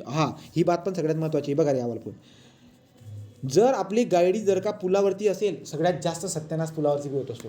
त्यामुळे पुलं वगैरेवरून आपली गाडी पुलावरती आहे का याची खात्री करून घ्यायची. हळूवार गाडी पुलावरून काढण्याचा प्रयत्न करा. तुम्हाला तो कोणता तरी ते बघितलं असेल ना, आपण ते काहीतरी ते व्हिडिओ वगैरे बघत असतो आपण, ते पूल वगैरे तुटतात बघा. तर सगळ्यात जास्त पुलांवरती पण नुकसान होताना आपल्याला दिसायला भेटत असते.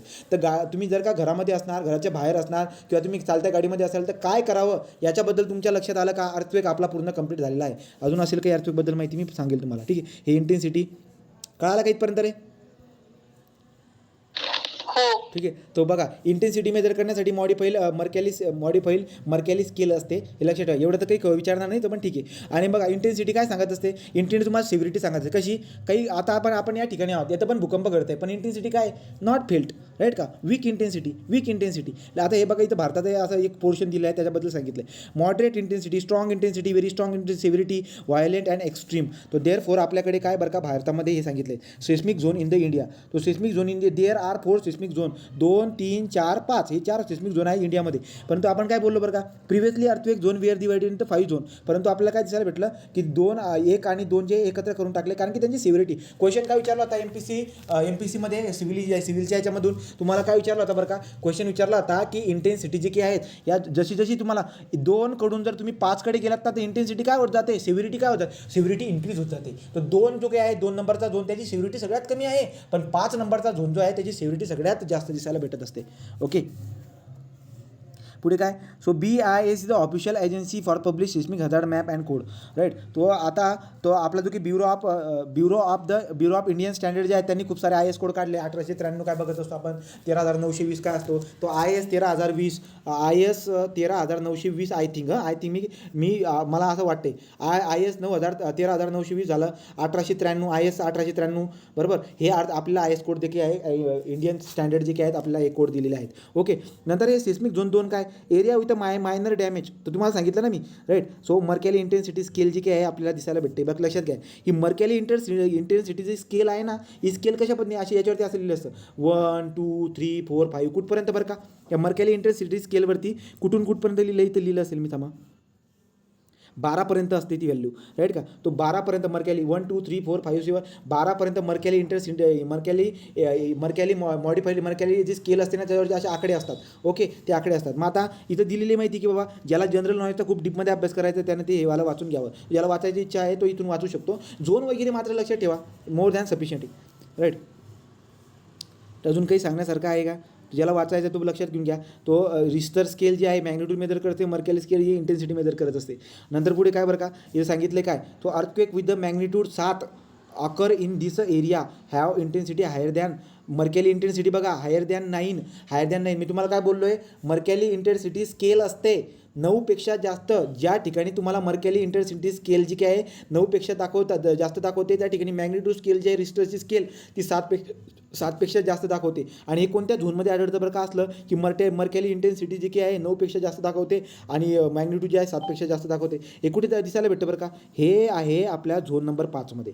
तो लक्षात घ्या, झोन नंबर 5मध्ये कहाणी काय आहे की मर्कॅली इंटेन्सिटी स्केल जी आहे ती 9पेक्षा, ती रिडिंग जर बघायला गेलं ना मर्कॅली इंटेन्सिटी स्केलवरती तर 9पेक्षा जास्त दिसायला भेटत असते आणि रिश्टर स्केल जर बघितले तर 7पेक्षा जास्त दिसायला भेटते. परंतु 10 रिश्टर स्केलचा आजपर्यंत भूकंप झालेला नाही आहे, लक्षात घ्यायचं.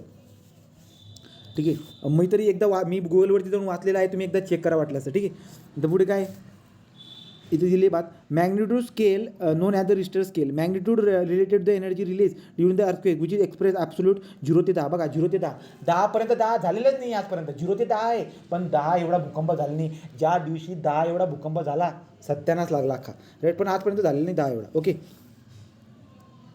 तर ठीक आहे, इथपर्यंत ही बात लक्षात आली. आणि हे भूकंपाचे झोन बघा, आता हे भूकंपाचे झोन आहेत. हा लालवाला झोन बघून घ्या. लालवाला झोन कोणत्या इकडचे रे? तर तुम्हाला कुठे क्वेश्चन बी आला ना तुम्हाला लक्षात येईल यार, हे लाल पार्ट कुठेतरी बघितलं होतं, सांगितलं गेलं होतं, कुठे होतं बरं का सगळ्यात जास्त? तर बघा हा इकडचा पोर्शन जो काही ना ओडिसा, अरुणाचल प्रदेश वगैरेचा तिकडचा जो भाग दिसायला भेटतोय, सिक्कीम वगैरे ते इकडे दिसायला भेटतंय. अजून आम्हाला लालवाला पोर्शन दिसायला भेटतोय, काहीतरी गुजरातचा भाग दिसायला भेटतोय बरं का. अजून हेवाला दिल्लीचा पार्ट दिसायला भेटतोय, हेवाला इकडचा पोर्शन. ओके, हे जे काही नाही हे कुठल्या डायरेक्ट झोन 5मध्ये येत आहेत. म्हणजे जबरदस्त जो भूकंप prone area, earthquake prone area म्हणू शकतो आपण. ओके, मार्केली इंटेन्सिटी स्केल जर बघायला गेलात ना तर 9 डायरेक्ट 9 म्हणजे काय, याची जर का तुम्ही एक बघायला गेलात रिस्टर स्केल तर 7 पर्यंत दिसायला भेटेल. आपण बघितलं ना चालू 6.5 6.4चे आपल्या महाराष्ट्रामध्ये जे भूकंप झाले होते त्यांचा परिणाम पण बघितला आपण चालू. ओके, नंतर झोन 4 बघा बरं का, हा जर असा नारंगी कलरचा दिसायला भेटतो. इकडचा हा वरचा पोर्शन झाला, इकडचा हा पोर्शन झाला, राईट, हे वाले. नंतर हाय रिस्क झोन इंटेन्सिटी जे काय इंटेन्सिटी हे जर बघायला गेलात तुम्ही ती इंटेन्सिटी मार्केली इंटेन्सिटी स्केलवरती जर का रिडिंग बघायला गेलात तर 8 स्केल रिडिंग दिसायला भेटेल या झोनमध्ये. झोन 3 जो काय याला मॉडरेटली रिस्क झोन म्हणत असतो आपण, ज्याच्यामध्ये आपला हा आवाला पोर्शन याला पेनिस्कुलर रिजन म्हणतो. हा पिवळा पोर्शन जो की नावाला आहे पेनिसुला रिजन म्हणत असतो. मग आता पेनिसुलर रिजन जो काय याला मॉडरेट रिस्क म्हणू शकतो आपण, अशा पद्धतीने दिसायला भेटतं. आणि झोन 3 जो काय आहे बघा, आता महाराष्ट्राचा किती सारा भाग जो काही आहे आपण ज्या ठिकाणी आहोत आता ॲक्च्युली आपण थोडासा भूकंपाचा धोका आहे, परंतु हवाला पोर्शन जर बघितला ना भूकंप नाही इथं, राईट का, तो हवाला पोर्शन झाला, हवाला मधला हवाला भूकंप वगैरे दिसायला भेटत नाही, हवाला पोर्शन झाला, इथं भूकंप नाहीच आहे. ओके, ठीक आहे. आता हे वेवचे प्रकार लक्षात घेऊन घ्या, बॉडी वेव आणि दुसरं काय असतं सरफेस वेव. बॉडी वेवचे 2 प्रकार असतात, पी वेव आणि एस वेव. पी वेवची काय लक्षात घ्यायचं, सगळ्यात अगोदर एनर्जी ज्या ठिकाणावर रिलीज होत असते सगळ्यात पहिली वेव कोणती निघते, पी वेव. बॉडी वेव म्हणजे काय, पृथ्वीच्या बॉडीच्या आतमधली, पृथ्वीच्या बॉडीच्या आतमधली वेव जी जनरेट होते पॉईंटपासून 2 वेव जनरेट होतात, एक पी वेव आणि एक एस वेव. सगळ्यात अगोदर कोण निघते, पी वेव निघते. पी वेव कशा पद्धतीने निघते, साऊंड वेव. चला सांगा बरं काय, साऊंड वेव कशा पद्धतीने ट्रॅव्हल होत असते, साऊंड वेव कशा पद्धतीने ट्रॅव्हल होत असते मीडियममधून, सांगा. साऊंड वेव कशामध्ये ट्रॅव्हल होते, कंप्रेशन अँड रेअर. तो compression rare friction, compression rare friction करत करत जे काही आहे आपली साऊंड वेव जात असते. सेम जे आहे तर बॉडी वेवमधला पहिली वेव जी काही आहे ती आपली पी वेव आहे. आणि ही पी वेव काय होते, सगळ्यात अगोदर जी आहे जबरदस्त फ्रिक्वेन्सीने, फास्ट फ्रिक्वेन्सीने बाहेर धावत असते आणि कशामध्ये कंप्रेशन रेअर फ्रिक्शन करत पृथ्वीकडे ती अशा पद्धतीने येताना दिसायला भेटत असते. आणि त्याच्यानंतर आपल्याला काय दिसायला भेटेल बरं का, तो बॉडी वेव, दुसरी बॉडी वेव जी असते आपली ती एस वेव असते. लक्षात घ्यायचं, हा याची फ्रिक्वेन्सी सगळ्यात जास्त असल्या कारणाने ही सॉलिडमधून बी पास होऊ शकते आणि लिक्विडमधून पण पास होऊ शकते. नंतर जो की एस वेव आहे, ही एस वेव कशासारखी असते, एस वेव जेव्हा अशा पद्धतीने ट्रॅव्हल करत असते, जसं की पाण्यामध्ये एखादा दगड टाकल्यानंतर ती पाण्याची वेव कशा पद्धतीने ट्रॅव्हल करत असते ना, तर त्या पद्धतीने जी काय एस वेव ट्रॅव्हल करत असते. आणि एस वेव जी काय आहे, पी वेव नंतर एस वेव त्या पॉईंटपासून निघत असते. ही बात लक्षात ठेवायची. S wave and the P wave are the what, body wave. या बॉडी वेव आहे, राईट. नंतर पुढे काय असतं, सरफेस वेव. सरफेस वेव म्हणजे काय बरं का, ही पृथ्वी इथून जनरेट झाल्या सरफेसपर्यंत आल्या, या सरफेसवरती आपल्याला सरफेस वेव दिसायला भेटतात. तो surface wave travel along the earth surface, बरोबर आहे. इथून जनरेट होतील आणि सरफेस वेव जी काय आपल्या सरफेसच्या याला ट्रॅव्हल करत असतात, राईट. ही वाली बात झाली. नंतर पुढे काय, सरफेस वेवचे 2 वेव दिसायला भेटतात, एक लव वेव असते आणि एक रिलीफ वेव असते. लव वेव काय बरं का, शास्त्रज्ञाचं नाव होतं लव म्हणून, त्याच्यावरून लव वेव दिल्या गेल्या, राईट का. ही लव वेव इतकी डेंजर असते बघा. ही लव वेव जी काय ना, तिघ डिरेक्शनमध्ये, समोर बी लाटा कशा जातात, समोर बी आणि तिरप्या बी, होरिझॉन्टल पण व्हर्टिकल पण, vertical disturbance and the horizontal disturbance करत प्रोपॅगेट करत जात असते सरफेसवरती, राईट का. ही लव वेव आपल्याला दिसायला भेटत असते. आणि पुढची काय, रिलीफ वेव. तो रिलीफ एवढं तुम्हाला कोणी विचारणार नाही पण लक्षात राहू द्या, रिलीफ वेव जी काय आहे, हे रिलीफ अशा जमीन कशी आहे ना अशी रोल करत जाते, तो रोलिंग ज्या ठिकाणी रोलिंग होताना दिसायला भेटते ते रिलीफ वेव असतात, आपल्याला लक्षात ठेवायचं, ठीक आहे. तर बॉडी वेव, सरफेस वेव. अजून एक प्रश्न विचारला जातो एस वेववरतून, काय बरं का, एस वेव जो काय पी वेव सॉलिड आणि लिक्विडमधून पास होत असतो, परंतु एस वेव फक्त सॉलिडमधून पास होतो. एस वेव फक्त काय, सॉलिडमधून पास होतो. तर आपल्या पृथ्वीच्या आउटर कोअरमध्ये लिक्विड असतं. आपल्या पृथ्वीच्या आउटर कोअरमध्ये मॉल्टेन लिक्विड आहे, हे कशावरून कळालं असा प्रश्न येतो, तर तो एस वेववरून. तर एस वेववरून आपल्या ते MPSC काही बी क्वेश्चन बनवते रे, काही बी क्वेश्चन बनवते. तुम्ही जर का लिमिटेड नॉलेज ठेवलं ना तर उमरणारच नाही, काही बी क्वेश्चन नाही. ज्याने पेपर दिला ना त्याला अंदाज आहे या गोष्टींचा, ठीक आहे. तो आता एस वेव जो की आहे ना, ती एस वेव काय करते, काय बोललो तुम्हाला मी, एस वेव फक्त सॉलिडमधून पास होते, पी वेव सॉलिड आणि याच्यामधून पास होत असते. इथं जर बघायला गेलं तर काय, इथं एस वेवमध्ये जर बघायला गेलं ती फक्त सॉलिडमधून पास होत असते. एस वेवच्या माध्यमातून आपल्याला कळालं होतं, तर लोकांनी एस वेव पास केले होते आणि आपल्याला दिसायला भेटले की रेडियस एवढी मग वेव का पास होत नाही, याचा अर्थ जे काय म्हणजे असा अंदाज लावून त्यांनी लावलं होतं की पृथ्वीच्या आतमध्ये जे काय आहे ना मॉल्टेन लिक्विड पण असतं, राईट का. तो एस वेवरून ती कळालेली बात आहे. लव वेव, रिलीफ वेव जे काय सरफेसवरती दिसायला भेटत असतात, तो सरफेसवरती जे काही परिणाम दिसायला भेटतात ना ते लव वेव आणि रिलीफ वेवमुळे आपल्याला दिसायला भेटत असतात. ओके, तर बरीचशी माहिती लिहिली आहे. Travelling through the interior arriving higher intensity. नंतर पुढे काय, fastest kind of the seismic wave, P wave असते फास्टेस्ट, याच्यावरती क्वेश्चन आहे MCQमध्ये आपल्या. नंतर काय, फास्टेस्ट सेस्मिक वेव. पुढे can move through the solid and the fluid. नंतर पुढे काय, पी वेव जो काय पुश अँड पुल, तो कशा पद्धतीने साऊंड वेव कशा पद्धतीने जात असताना पुश पुल करत त्या पद्धतीने जात असते. समटाईम जे की पी वेव आहे त्या पी वेवला कोण ओळखतं, sometime animal hear the P wave. Animal जे काय आहे त्या पी वेवला ओळखू शकतात. जर पी वेव जनरेट, ॲक्च्युली सगळ्यात अगोदर पी वेव जनरेट होते, ॲनिमल त्याला ओळखत असतात म्हणे. ओके, एस वेवची जी की इंटेन्सिटी किंवा फ्रिक्वेन्सी असते ती पी वेवपेक्षा कमी दिसायला भेटत असते. Can move the solid rock, सॉलिडमध्ये ती मूव्ह होताना दिसायला भेटत असते. पुढे काय तिथं बघितलं आपण काय तो अर्थ क्रस्ट जे का बघा अर्थचा आउटर कोर जो काय आहे अर्थचा आतमध्ये कोर असतात इनर कोर आउटर कोरमध्ये लिक्विड असतं. कशावरून कळालं होतं आपल्याला एस वेवमधून. तर पुढे राईट अशा पद्धतीने ते वेव जात असतात. ते वेव जे काय आहे लाटांसारखे जाताना दिसायला भेटत असतात. नेक्स्ट इज व्हॉट, तो झाली बात. ही सगळी बात तुम्हाला दिलेली आहे, लक्षात ठेवायचं. हे शासनाची नावं वगैरे काय असेल तुम्ही लिहून घ्यायची बात. पुढे जाऊया आता. तर पुढे जर गेलात ते लक्षात द्यायचं. सांगा बरं काय उत्तर द्या. Which of the following earthquake wave first recorded on the seismograph. बघा तो अर्थक्वेक रेकॉर्ड करण्यासाठी सेस्मोग्राफचा वापर करतो. हा तर क्वेश्चन इथं बनून जातो. तो सांगा बरं का विच ऑफ द फॉलोइंग. तो which of the following earthquake wave first recorded on the seismograph. काय कारण आहे? कारण जर बघायला गेलं पी वेव आहे तर पी वेव पहिले रेकॉर्ड केला जातो सेस्मोग्राफवरती. कारण सांगा बरं का पटकन. सगळ्यात अगोदर पी वेव रेकॉर्ड केला जातो. कारण सांगा काय कारण असेल?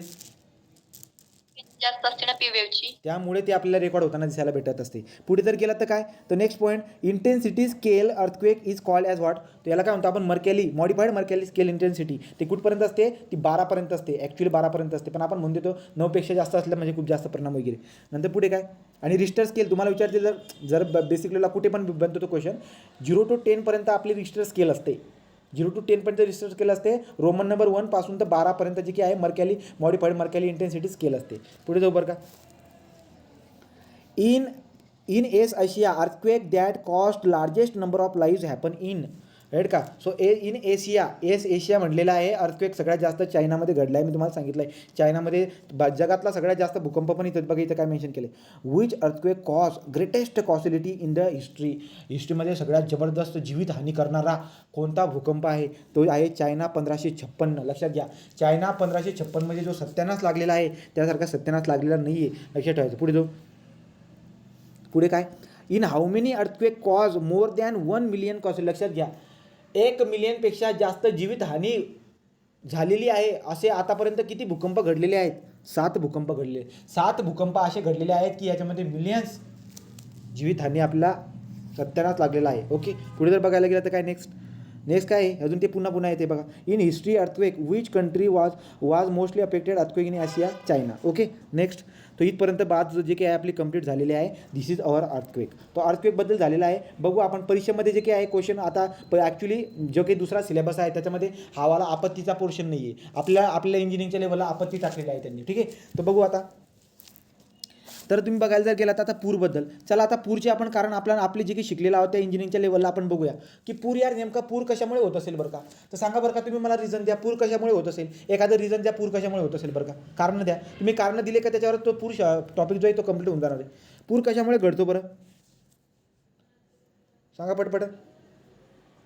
अर्थक्वेकमुळे. राईट का. आपण बात केली होती समुद्राची. तो समुद्रामध्ये एक तर डॅम झाला. आता काय होतं आहे डॅम वगैरे फुटून जातात डायरेक्ट. त्याच्यानंतर ते फुटलेत का पाणी प्रत्येक वेळेस फक्त नदीमध्येच पूर येईल का. काय घडतं बरं का. समजा ही एक नदी वाहती नदी. ओके वाहती नदीला खूप सारे स्ट्रीम येतात. कॅचमेंट एरियामध्ये काय होतं कॅचमेंट एरियामध्ये खूप साऱ्या नाला गटारीचं पाणी नाल्याचं पाणी मोठ्या नाल्याचं पाणी छोटी नदीचं पाणी मोठ्या नदीला आणि मग ती नदी जाऊन पुन्हा नदीला भेटायला भेटते आणि हे जे काही आहे या नदीला मग पूर येताना आपल्याला दिसायला भेटतो. ही कहाणी. तर नदी मग प्रत्येक वेळेस फक्त नदीलाच पूर येत असं नाही आहे. शहरामध्ये पण पूर येत असतो. आता शहरामध्ये का नदीचं पाणी शिरलं आहे का नाही. शहरामध्ये पूर कसा येत असतो. शहरामध्ये सगळा जे काही आहे बिल्डिंग जे आहे कंडेस्टेड झाली आणि जे काही आहे पाणी जे काही जमिनीमध्ये खाली फिल्टर होत नाही. पाणी वरती आपल्याला दिसायला भेटत असते. तो त्याच्यामुळे आपल्याला पूर दिसायला भेटेल. मग पुराचं कारण फक्त नदी आहे असं काही नाही आहे. ओके तो पुराचं कारण नदी आहे असं काही नाही आहे. जे काही आहे शहरामध्ये पूर होताना दिसायला भेटत असतात. समुद्राच्या किनाऱ्यावरती पूर होताना दिसायला भेटतात भूकंपामुळे सुनामीमुळे. ओके नदींमुळे पूर होतील राईट. समुद्राच्या किनाऱ्यावरती पूर होतील. शहरामध्ये पण पूर येत असतात. हे सगळ्या वेगवेगळ्या प्रकारचे पूर आपल्याला दिसायला भेटत असतात. ओके तो इथं दिले बरं का. सगळ्यात महत्त्वाची बात जी काय आहे ही प्रिव्हेन्शनची बात केलेली आहे. प्रिव्हेंट कधी करायचं आणि अजून काय करायला पाहिजे उपाययोजना आहेत. हा पॉईंट आपण वाटल्याचं नंतर बघून घेऊया. पण ठीक आहे याची माहिती जी काही पहिली माहिती तर बघून घेऊया. पूर कोणाला म्हणतो ही बात बघा. फ्लड इज द फ्लड आपण बघितलं आहे. आपण हायड्रोलॉजीमध्ये फ्लड म्हणजे काय चांगल्या पद्धतीने माहिती आहे. फ्लडला रुटीन कसं करायचा हे बी माहिती आहे. तो फ्लड म्हणजे काय फ्लड रुटीन म्हणजे काय फ्लड हायड्रोग्राफ म्हणजे काय तुम्हाला त्या बाता चांगल्या पण माहिती आहे. तो flood is the overflow water that cover the dry land can be flash flood. Okay तो फ्लॅश फ्लड म्हणजे काय रात्रीमध्ये पूर येऊन जातो डायरेक्ट, राईट का. तो रात्रीमध्ये पूर आपल्याला तिथं भेटेल. कोल्हापूरची बात बघा, मुंबईची बात बघा, कोल्हापूरची बात बघा, असे खूप सारे पूर. आता सध्या तर आपण खूप सारे किस्से मागे बघितले 2-4 सालामध्ये, ठीक आहे. आता जे की पूरची माहिती आहे मी तर मराठीत घेतलेली आहे. आता मराठीत याच्यासाठी घेतली मी कारण की त्याचे जे की शब्द होते ते शब्द मराठीपेक्षा जरा जड होते, त्यामुळे मराठी समजून घेतलं तरी पण चांगल्या पद्धतीची बात दिसायला भेटते. आता आपण मराठीबद्दल ती मराठीमध्ये माहिती वाचून घेऊया आणि प्रिव्हेंट कसा करता येईल ते बघूया. अजून सेफ्टी जे काही आहेत काही गोष्टी आपण त्याच्याबद्दल डिस्कस करू. मग बघूया आता काय काय दिसायला भेटते, ठीक आहे. तर बघा, प्राचीन काळापासून भारतामध्ये पूर जे काही सातत्याने उद्भवते, बरोबर आहे. नंतर काय जवळजवळ जे काही आहे दरवर्षी आपल्याला पूर जे काही दिसायला भेटत असतात. तर दरवर्षी तर आपल्याला काय दिसायला भेटते, काही ठिकाणी पूर येतो तर काही ठिकाणी दुष्काळ दिसायला भेटतोय. तर भारतामध्ये असे किस्से खूप सारे दिसायला भेटत असतात. ओके, हे पूर तुम्हाला कुठे दिसायला भेटेल ती बात आहे. नंतर जो काही भागांवरती विविध तीव्रतेने येतात. देशाच्या वेगवेगळ्या भागांमध्ये हवामान आणि पर्यावरणामुळे स्वरूप त्यामुळे काही भागात विनाशकारी पुरांचा सामना दिसायला भेटत असतो. पुढे त्याच वेळी इतर भाग दुष्काळी परिस्थितीचा अनुभव करतो, बरोबर. तर ठीक आहे, ही माहिती काही लक्षात घेण्यासारखी नाही. पूर होतो बाबा, ओके. पुढे जाऊ. पुढे काय बरं का, तर ॲक्च्युली पूर येण्यामागे सगळ्यात महत्त्वाचं कारण जर का असेल ते म्हणजे मान्सून, राईट का. तर मान्सूनमध्ये पावसाळा जो काही आहे जूनपासूनचा 4 महिन्याचा टाईम जर बघायला गेलात तर आपण बघितलं आहे, आपण साऊथ वेस्ट मान्सून जो काही आहे ते जेव्हा पण तुम्हाला हे मान्सून जे काही मान्सूनच्या वेळेमध्येच आपल्याला काय दिसायला भेटतात, पूर येताना दिसायला भेटत असतात, ठीक आहे. तर मान्सून ही नियमित घटना आहे. मान्सूनच्या प्रारंभाची तीव्रता प्रत्येक वर्षाला भिन्न असल्याचे अनुभवास येत असते. भारतीय उपमहाद्वीपाने दक्षिण पश्चिम मान्सून दरम्यान सुमारे 100 दिवसाच्या कालावधीत जूनच्या पहिल्या आठवड्यापासून ते सप्टेंबर सर्वाधिक पाऊस नोंदण्याची आपल्याला माहिती आहे.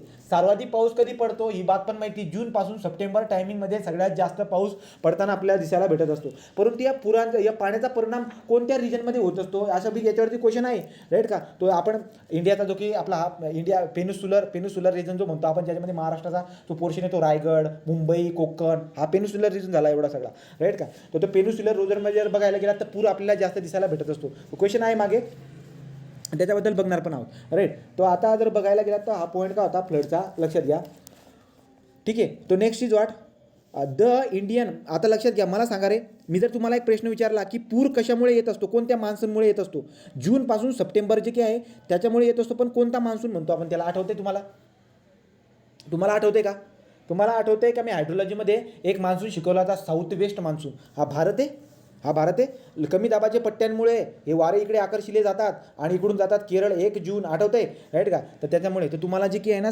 दक्षिण पश्चिम जो काही आहे या मान्सूनमुळे आपल्याला काय दिसायला भेटत असते, तो साऊथ वेस्ट मान्सून म्हणतो ना आपण, तो साऊथ वेस्ट मान्सूनमुळे पूर ॲक्च्युली दिसायला भेटतात. साऊथ वेस्ट मान्सून जूनपासून सप्टेंबरमध्ये आपल्याला दिसायला भेटतो ना. तो आता याच्यावरती भर का देतोय मी, आज क्वेश्चन आहे मागे MCQमध्ये, ठीक आहे. ओके, पुढे जाऊ मग आता. पुढे काय बरं का, दरम्यान 100 दिवसाच्या जून म्हणजे जूनपासून 100 दिवस जर तुम्ही मोजले सप्टेंबरपर्यंत तर पूर आपल्याला खूप सारे दिसायला भेटत असतात किनारपट्टीवरती. या हवाले किनारपट्टी महाराष्ट्र, कोकण वगैरे तिकडे. पूर म्हणजे पावसाच्या पाणी प्रचंड साठणे किंवा वाहून जाणे, बरोबर आहे. तो पूर काय आहे, एखाद्या शहरामध्ये पाणी साठतंय त्याला पूर म्हणणार. नदीला पाण्याची पातळी खूप जबरदस्त वाढली आणि किनाऱ्यावरती जाऊन पूर्ण गावागावामध्ये पाणी पसरता नाही त्याला पूर म्हणणार. तो पूर म्हणजे काय, आपण शिकलेल्या याच्याबद्दल ते क्वेश्चनचं आन्सर दिलं जातं. नदीतील आत येणारे पाणी बाहेर जाणारे याचे संतुलन झाले की पूर येत असतो. जोरदार पावसामुळे धरणाचे संतुलित वेगवान. नंतर बघा, तो जर का जोरदार पाऊस झाला तर धरण जे काय धरणाची कॅपॅसिटी असते, पण कॅपॅसिटीपेक्षा जास्त पाऊस झाला तर धरणं कधी कधी फुटून पण जातात आणि धरणं फुटले का मग पण तेव्हा पण पूर. लक्षात घ्या, धरणं फुटल्यामुळे सुद्धा काय होत असतात, पूर येत असतो, राईट. तो बर्फ वितळल्यामुळे जे काय नदीला जबरदस्त पूर येताना आपल्याला दिसायला भेटत असतो, राईट. मग आपण काय करत असतो लक्षात घ्यायचं. तुम्हाला जर का एक साधा सरळ जर का मी एक प्रश्न विचारला की पुराला रोखण्यासाठी काय करता येईल सांगा बरं का.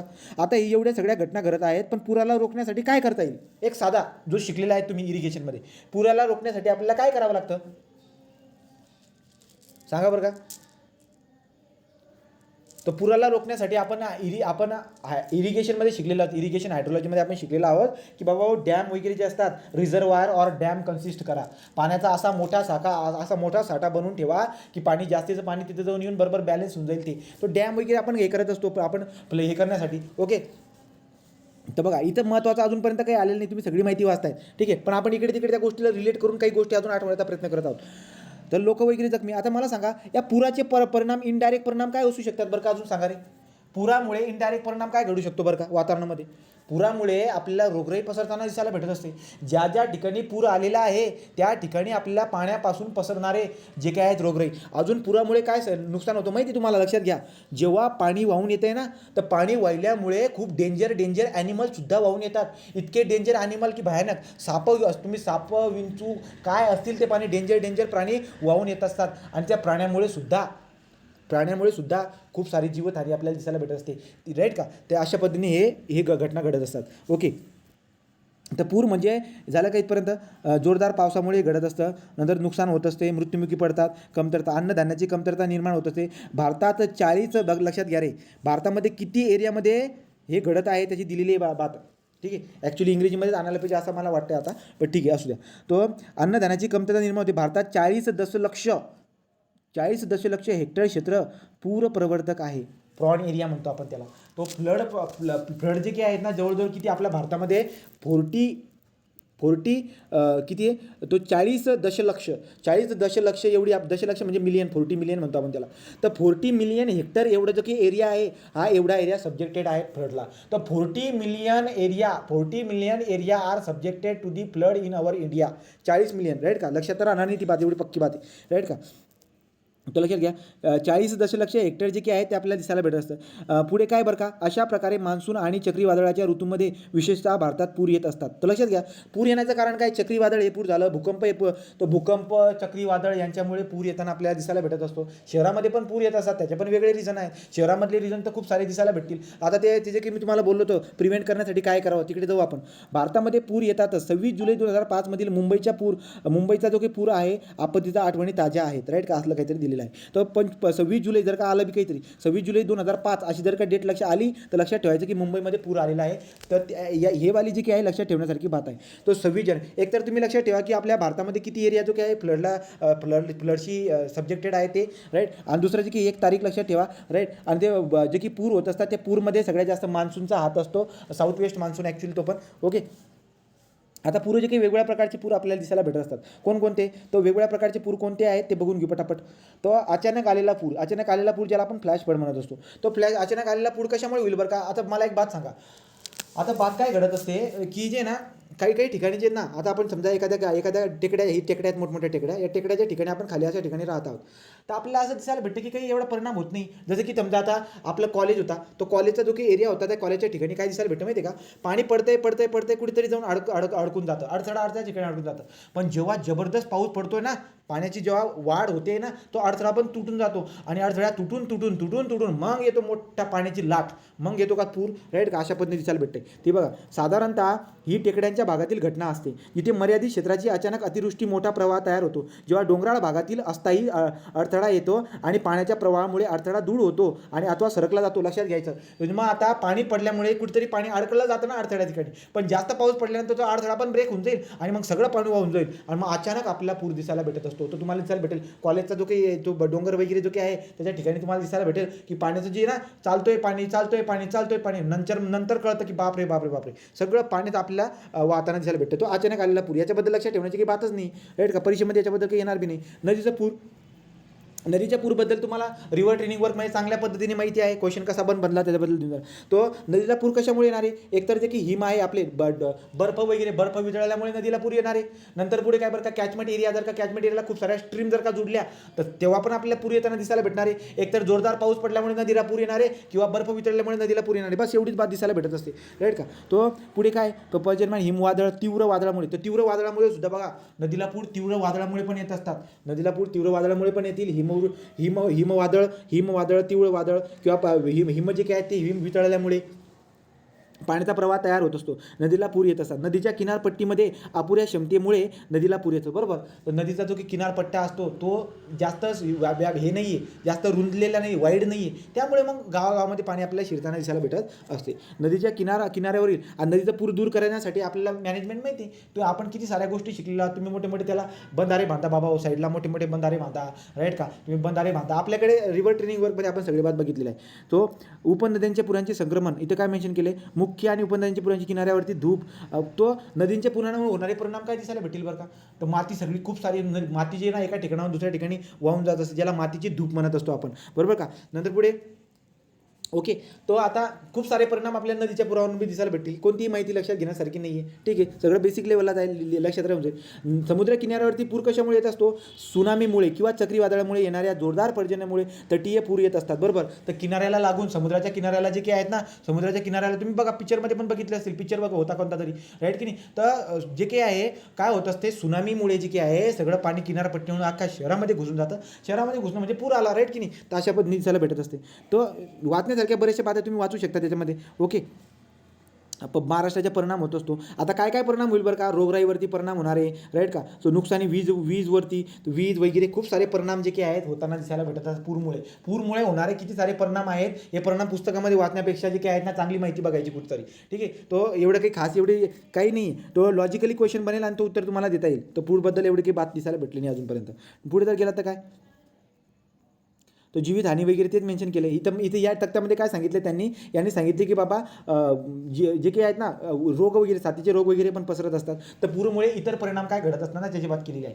तर पूरमुळे एकतर इलेक्ट्रिसिटी जे खंडित होऊन जाणार आहे. इलेक्ट्रिसिटी किती महिने इलेक्ट्रिसिटी त्या ठिकाणी जात नाही. खाण्यापिण्याच्या वस्तू नसतात, लोकांकडे खाण्यापिण्याला भेटणार नाही आहे. रोगराई सगळ्या जबरदस्त प्रकारची पसरलेली आहे. डेंजरस ॲनिमल जे काही आहेत ते वातावरणामध्ये आले, नवीन डेंजरस ॲनिमल येऊन जातात. ती बात आपल्याला दिसायला भेटत असते. 26 जुलै 2005चा किस्सा मुंबईमधला, ते परीक्षेबद्दल विचारू शकतात, तेवढी एक लक्षात ठेवा. ओके. आता पूर परिस्थितीत काय करावे? पूर परिस्थितीत काय करायला पाहिजे बरं का? तो आपले आपत्कालीन सुरक्षित, ज्याला काय म्हणतो आपण, ते इमर्जन्सी किट जो काही असतो, तो इमर्जन्सी किट जे काही आहे कोरड्या ठिकाणी ठेवा. तो इमर्जन्सी किट जे काही आहे ते इमर्जन्सी किट आपल्याला वापरायचं लागणार असणार आहे. तो ज्या ठिकाणी पूर वगैरे येत असतो त्याच्या प्रत्येक घरामध्ये इमर्जन्सी किट वगैरे दिलेले असतात. आपल्या मुलांवर सतत लक्ष ठेवा आणि त्यांना पाण्यात पोहोचण्याची किंवा खेळण्याची परवानगी देऊ नका. वृद्ध लोकांची काळजी घ्या, विशेषतः गरजा असलेल्या लोकांची विशेष काळजी घ्या, गरजू लोकांची विशेष काळजी घ्या. आपल्या कुटुंबाच्या आणि समुदायाच्या सदस्याच्या आरोग्याची काळजी घ्या. काही लक्षात घेण्यासारखा एक पण पॉईंट नाही आहे. ठीक आहे. पुढे झाला, शक्य तितक्या उंच जागेवरती स्थलांतरित व्हा. ठीक आहे. ओके. पुढे, जिथे शक्य असेल तिथे मोठ्या स्पीकर सार्वजनिक प्रसार करा, रेडिओ, दूरदर्शन, राईट का. तो आता पूर वगैरे येणार आहे त्याच्यात प्रसार करण्यासाठी आता तर दुनियाभरचं प्रसार माध्यम आहे, हे वाक्य त्या ठिकाणी शोभत पण नाही. पुढे जर बघायला गेलं तर काय, आपत्तीची चेतावणी काळजी, आपत्कालिक संच सोबत ठेवण्यास विसरू नका.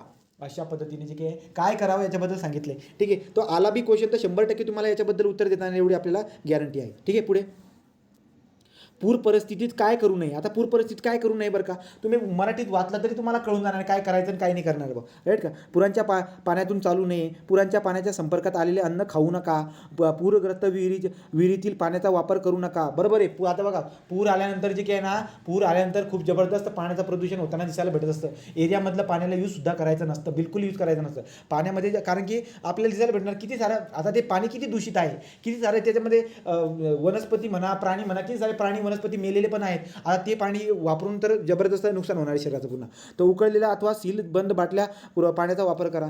गॅस, विद्युत उपकरणे याचा संपर्क पुराच्या पाण्याशी आलेला असेल तर त्यांचा वापर करू नये. सुरक्षित खात्री झाल्यावर त्यांचा वापर करावा.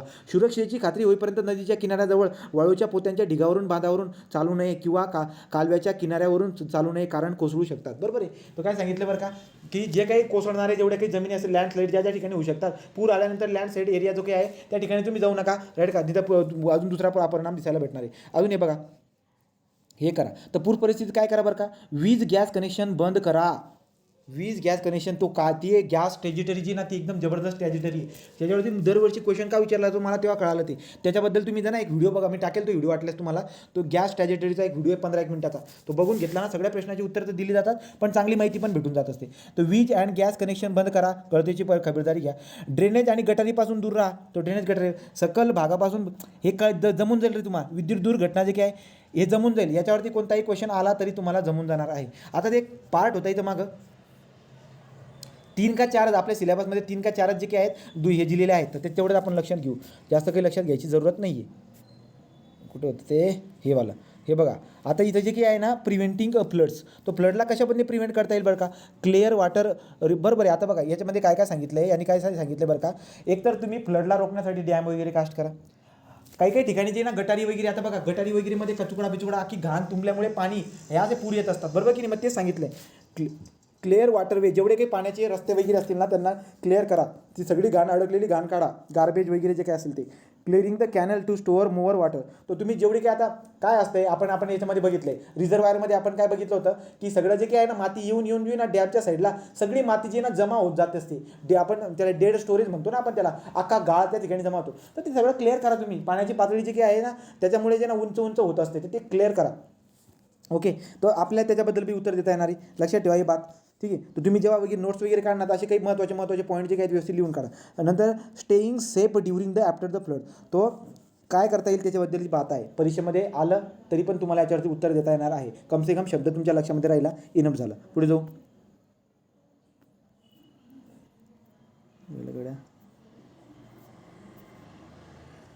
ठीक आहे, तो हे झाले परिणाम. आता परिणाम, विद्युत उपकरणाचा तुटवडा अथवा विलग करा, आपले ओले पाण्यात उभे असल्यास विद्युत उपकरणाचा स्पर्श करू नका. हे माहिती आहे ना आपल्याला, एवढं काय त्याच्यामध्ये. सायक्लोन, चला सायक्लोनबद्दल स्टोरी चांगल्या पद्धतीने माहिती आहे. सायक्लोन त्या दिवशी शिकवलं आहे तुम्हाला मी हायड्रोलॉजीमध्ये सगळ्यांना. तो सायकोलॉजीबद्दल आपण काय बघतो, सायक्लोनबद्दल आपल्याला दिसायला भेटतं की यार लो प्रेशर रिजन जो काही आहे, लो प्रेशर रिजनच्या ठिकाणी तयार झालेला हा जो काही सायक्लोन आहे, हा सायक्लोन जो काही आहे याचा सायक्लोनचा डायमीटर खूप जबरदस्त मोठा दिसायला भेटत असतो. आणि हा सायक्लोन खूप स्पीडमध्ये आपल्या ठिकाणी जाताना दिसायला भेटत असतो. स्पीडमध्ये जात असतो पण बराचसा नुकसान लावून चालला जात असतो हा सायक्लोन. ठीक आहे, तुम्हाला काय सांगितलं बरं सायक्लोनबद्दल. सायक्लोनला आपण काय म्हणतो सगळ्यात अगोदर बघा, cyclone have different nomenclature. Hurricane in the America, हे बघा असे क्वेश्चन बनतील. अमेरिकेमध्ये त्याला सायक्लोनला हरिकेन म्हणत असतो आणि टायफून आपण त्याला जपानमध्ये म्हणत असतो. सायक्लोन आपण त्याला भारतामध्ये म्हणत असतो. सायक्लोन कुठे तयार होत असतो, low pressure region. Low pressure region म्हणजे काय, ॲटमॉस्फिअर प्रेशरपेक्षा कमी दाबाच्या पट्ट्याच्या ठिकाणी सायक्लोन तयार होत असतात. सायक्लॉनचा डायमीटर खूप किलोमीटरमध्ये असतो, 20-30 किलोमीटरच्या मोठे डायमीटर, 200-200 किलोमीटरचा सुद्धा असतो तो. एवढे मोठे सायक्लॉन असतात. सायक्लॉनमुळे काय होत असतं, सायक्लॉनमुळे बारिश पण होते. तो सायक्लॉनमुळे बारिश पण होताना आपल्याला दिसायला भेटणार आहे. तो cyclone are the violent rotating wind storm, they are tropical storm. Tropical storm आता लक्षात घ्या, सगळ्यात जबरदस्त जो काही हे असतो ना सायक्लॉन, तो ट्रॉपिकल स्ट्रॉम आहे. ट्रॉपिकल म्हणजे काय, हे आपले काय होता, हा वाला रिजन होता, इथल्या ह्यावाला इथून हे वाला पोर्शन, तो हा जो काही 23 डिग्रीचा हा जो काही पोर्शन आहे ना, हा 23 डिग्रीचा, तर हा वाला पोर्शन आपल्याला काय दिसायला भेटत असतो, हा आपला ट्रॉपिकल झोन आहे. या ट्रॉपिकल झोनमध्ये जे काही ना सायक्लॉन जबरदस्त आपल्याला हे करत असतो. ट्रॉपिकल झोनमध्ये आपण पण येतो असतो आणि आपल्याला पण त्याचा हे करावा लागतो. तर बघा बरं का, आता काय tropical cyclone are characteristic by destructive wind, हा वाला पॉईंट परीक्षेमध्ये विचारल्यासारखा आहे. Tropical cyclone are characteristic by destructive wind and copious rainfall, तो खूप जबरदस्त पाऊस पडत असतो याच्यामुळे, विच कॉज फ्लडिंग. तर ट्रॉपिकल सायक्लॉनमुळे बारिश जबरदस्त होत असते. बघितलं ही बात तुम्ही पण, राईट का, डायमीटर वगैरे पण बघितलेलं आहे, राईट. आणि नंतर पुढे काय बरं का, पूर वगैरे पण येत असतात. आणि नंतर wind can exceed the speed, लगेच घ्या 120 किलोमीटर/हवरच्या स्पीडने हा ट्रॉपिकल सायक्लॉन पुढे सरकत असतो. Due to the strong wind, sea water accumulated ahead the cyclone and move toward the coast, and when the cyclone in the coast accumulated enormous mass of the sea water strike the coast and giant sea wave called as the storm surge. सांगायचं तात्पर्य काय आहे की समुद्रामध्ये actually जे काही cyclone तयार होत असतो तो समुद्रामध्ये तयार होत असतो. आणि समुद्रामध्ये एवढ्या जबरदस्त स्पीडमध्ये जेव्हा येईल तो समुद्रात किती सारं पाणी तो किनाऱ्यावरती आणेल आणि नुकसान आपल्या करताना दिसायला भेटणार आहे. Cyclone pose major threat life and property. Cyclone have different nomenclature, ही बात इथपर्यंत लक्षात द्या. तर ट्रॉपिकल सायक्लॉन शब्द लक्षात ठेवायचा होता आणि ती बात आपण लक्षात घेतली. पुढे history of the cyclone in the Maharashtra. तर history of cyclone in the महाराष्ट्राबद्दल आपल्याला काय दिसायला भेटते बरं का, महाराष्ट्राची जर हिस्ट्री बघायला गेला तर आपल्याला दिसायला भेटतं की मुंबईचा जो काही किनारपट्टी आहे त्या मुंबईच्या किनारपट्टीवरती आपल्याला सायक्लॉनबद्दल काय दिसायला भेटतं, 1900 इथपर्यंत दिलं बघा. 1890 पासून 1995, 1890 ते 1995चा हा जो काही टाईम आहे, या एवढ्या टाईममध्ये किती टाईम असेल तो टाईम आहे 100 वर्षाचा. तो या 100 वर्षाच्या टाईममध्ये जवळजवळ 207 सायक्लॉन येऊन गेलेत. कुठे येऊन गेलेत बरं का, तो बघा अरबी समुद्र जो आहे ना, अरबी समुद्र कुठे, हा आपल्या इकडे हिंदी महासागर, इकडे अरबी समुद्र आहे. तो अरबी समुद्र जो काही आहे, या अरबी समुद्र 1890 ते 1995चा हा जो काही एवढा टाईम आहे, 207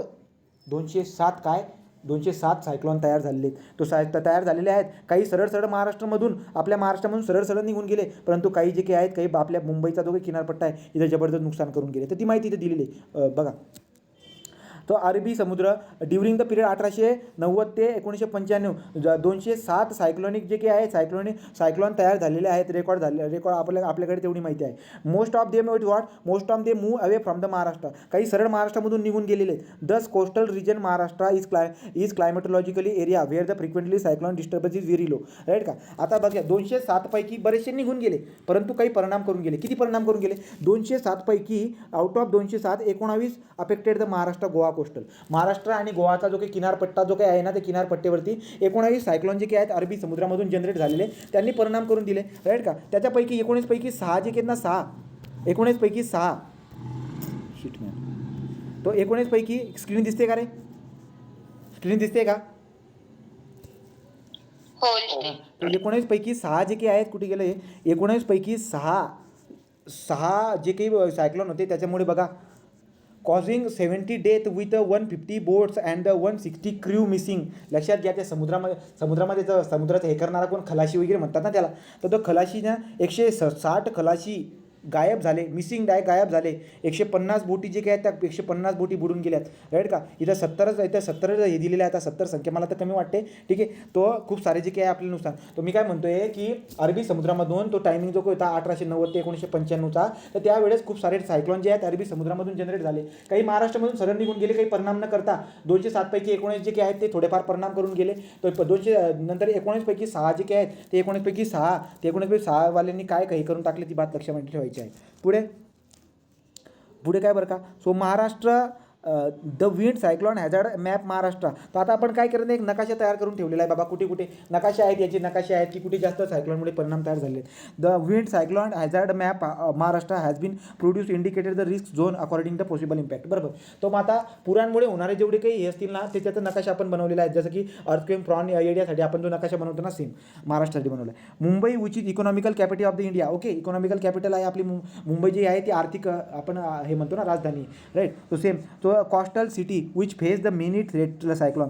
तो मुंबईचा जो किनारपट्टी आहे त्याच्या ठिकाणी पुरांचा सगळ्यात जास्त आपल्याला परिणाम दिसायला भेटत असतो. ओके, आणि आर्थिक राजधानी आहे म्हटल्यावरती सगळ्यात जास्त परिणाम आपल्याला मुंबईला सोसावा लागतोय.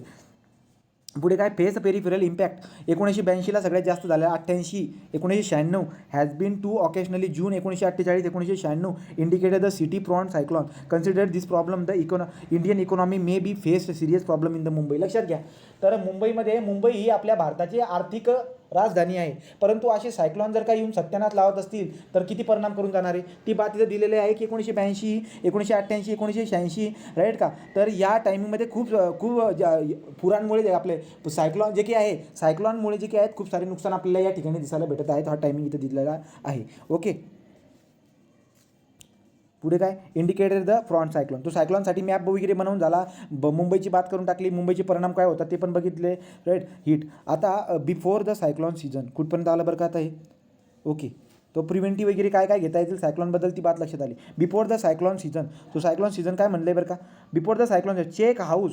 तो सायक्लॉन येण्याच्या पूर्वी काय काय करायचे आहेत बरं का. आता जर का वादळ येत असेल तर आपल्या घरावरती आपण काय करतो, टाईल्स वगैरे लूज जर काय समजा एखादं तुटल घर जर असेल तर तिथून आपण लिहून दूर जाणार आहे की नाही. आता आपल्याला माहिती आहे, मग तेच म्हणलं आहे की check the house, secure the loose tiles and carry the repair work doors and window, remove the dead woods and drying trees close to the. जे काही झाडं पडू शकतात त्या झाडत्या पडत्यांना तुम्ही अगोदर हे करून टाका. Keep some wooden board readily so that glass window can be boarded if needed to keep. ठीक आहे, त्यांनी काय काय म्हणले तुम्हाला माहिती. आता ही बात जी काही आली तर जर आलं की बाबा सायक्लॉन येण्याच्या अगोदर काय काय करायला पाहिजे तेही तुम्हाला जमणार आहे, चांगल्या पद्धतीने लक्षात ठेवायचं. Keep the hurricane lantern fill with the kerosene battery operated torches इनअप ड्राय सेल. बरोबर. तो आपण काय करायला पाहिजे बरं का, भूकंप येण्याच्या अगोदर आपल्याला माहिती आहे, आता भूकंप म्हणतोय, सायक्लॉन आल्याच्या नंतर आपल्याला माहिती आहे 4-4 5-5 दिवसानंतर जे की आहे वीज वगैरे राहत नाही. तर मग आपण चार्जिंग वगैरे मोबाईल वगैरे चार्जिंग करून ठेवा. या सगळ्या गोष्टी, टॉर्च मोबाईल वगैरे काय असेल ते.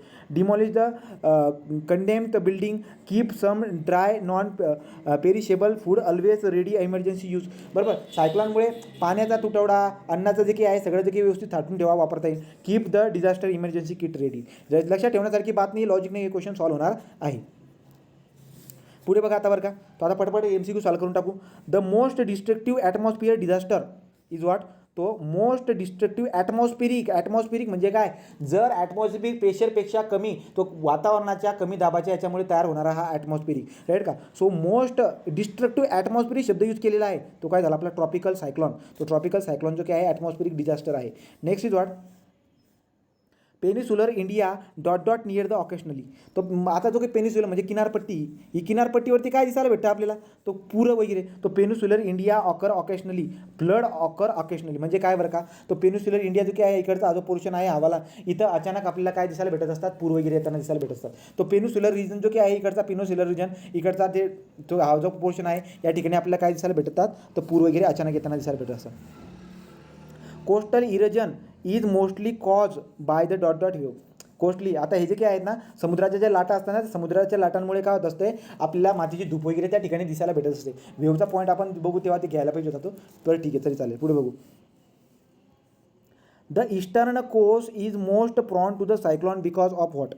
तो ईस्टर्न हे म्हणलेला आहे, हा झाला आपला वेस्ट, हा झाला आपला साऊथ, इकडून वारे येत असतात, राईट का. तो हा नॉर्थ झाला आणि हा झाला ईस्ट. तर इथे काय म्हणलेलं बरं का, तर eastern coast is more prone to the cyclone. तर इकडचा जो काही ना इकडचा रिजन जो काही आहे ना इकडचा, तो काय म्हणले याच्यामध्ये जे ना म्हणे सायक्लॉन वगैरे येत असतात. तो most tropical cyclone developed in the bay of the Bengal, right का, बिकॉज ऑफ द व्हॉट. तो लक्षात घ्या, बंगालचे जे काही आखात आहेत इकडचे बंगालचे आखात या ठिकाणी जे काही आहेत आपल्याला सायक्लॉन तयार होताना दिसायला भेटतात का, कारण की ते ट्रॉपिकल रिजनमध्ये असतात. तर ट्रॉपिकल रिजनमध्ये आपल्याला जास्त करून सायक्लॉन जास्त सायक्लॉन आपल्या ट्रॉपिकल रिजनमध्ये तयार होताना दिसायला भेटत असतात. तर वेस्ट बंगाल जो काही आहे, तुम्हाला प्रश्न याच्या अगोदर एक प्रश्न होता तो माझ्याकडून तो स्किप होऊन गेला, चुकून ते काय डिलीट होऊन गेलं. लक्षात घ्या, तो जो काही आपला इकडचा जो काही हवाला पोर्शन आहे ना कुठला बंगालचा, बे ऑफ बंगाल. हा बे ऑफ बंगाल म्हणजे जे काही येतात ना काय येतात बरं का, ते जे सायक्लॉन येतात ते कोणते असतात, ट्रॉपिकल सायक्लॉन असतात. कारण की बे ऑफ बंगाल तो ट्रॉपिकल झोनमध्ये येत असतो. ओके, तो most of tropical cyclone developed in the bay of Bengal. The eastern coast is more न पॉन, त्यामुळे ईस्टर्न कॉस्ट जे आहे ते जास्त प्रॉन आहे to the what cyclone. Okay, तर कारण की आता काय बरं का, ते ट्रॉपिकल सायक्लॉन आहे ना, ट्रॉपिकल सायक्लॉन जबरदस्त हानिकारक करतो. पुढे जो tropical cyclone occur mainly in the India during the what north east monsoon season. बघा रे, north east monsoon tropical cyclone occur mainly in the India during north east monsoon season. North east monsoon season म्हणजे काय बरं का, आता आपण जर बघायला गेलो तर हवाला काय होता आपला साऊथ ईस्ट मान्सून येतोय आतमध्ये शिरतोय. परंतु तुम्हाला आठवत असेल की सप्टेंबरच्या नंतरची जी काही 2-2 महिन्याचे टाईम घेतला होता ना, इकडे पाऊस वगैरे पडायला लागून जातो, नंतर मग इकडे जातो जम्मू काश्मीरकडे बर्फ वगैरे पडतात. तर इथे काय म्हणलेलं आहे, नॉर्थ ईस्ट मान्सून म्हणजे नॉर्थ आणि हा झाला इकडचा ईस्ट. इकडे पडणारा जो काही पाऊस आहे म्हणजे कोणता टाईम असेल तो सप्टेंबर नंतर ऑक्टोबर नोव्हेंबरचा जो टाईम असतो ना, तेव्हा इकडे पाऊस पडत असतो. आणि इकडे पाऊस पडल्यामुळे सुद्धा आपल्याला काय दिसायला भेटत असतात आपल्या. So tropical cyclone occur mainly in the India during, तो कोणत्या याच्यामध्ये आढळत असतो, नॉर्थ ईस्ट मान्सून. इकडच्या बाजूला जेव्हा नॉर्थ ईस्ट मान्सून तयार होत असते ना, तर त्यावेळेस आपल्याला हे ट्रॉपिकल सायक्लॉन, तो ट्रॉपिकल सायक्लॉन जे की ते भेटत आहे tropical cyclone occur mainly in India north east monsoon, ह्यावाला पिरियड जेव्हा इथं पाऊस वगैरे पडतो ना तेव्हाची बात आहे. पुढे काय, mangrove forest are other deep rooted. लक्षात घ्या, मँग्रोव्ह फॉरेस्ट म्हणजे त्या जंगलासारखं तसले झाडं वगैरे असतील, तो खोल जमिनीमध्ये खोल गेलेल्या जे काही मुळा आहेत ना, अशी झाडं आपण लावत असतो. का लावत असतो बरं का, बघा, mangrove forest are other deep rooted tree can be grown along the coastline to check the impact of the cyclonic wind.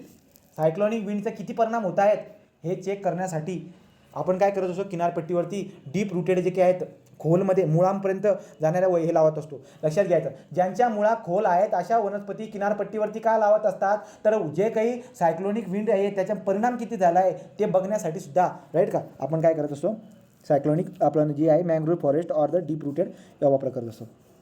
पुढे काय, the inundation of the land river, ते आपल्याला माहिती फ्लड वगैरे म्हणतो, inundation of the land by river water, हे जमून जाईल बात, ठीक आहे, त्याला आपण फ्लड म्हणत असतो. पुढे काय, the man-made cause for the flood.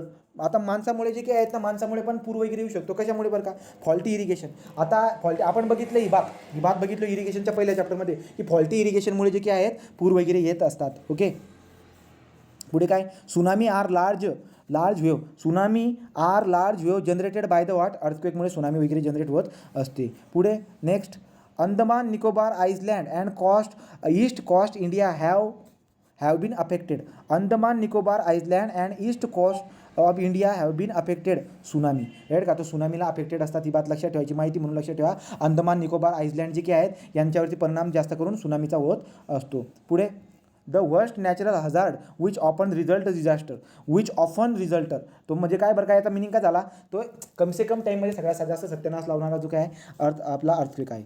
नंतर पुढे India most earthquake that have been occur earlier where due to the plate movement. तर प्लेट मुवमेंटमध्ये आपल्या भारतामध्ये भूकंप झालेले आहे आपल्याला आढळताना दिसायला भेटत असतात.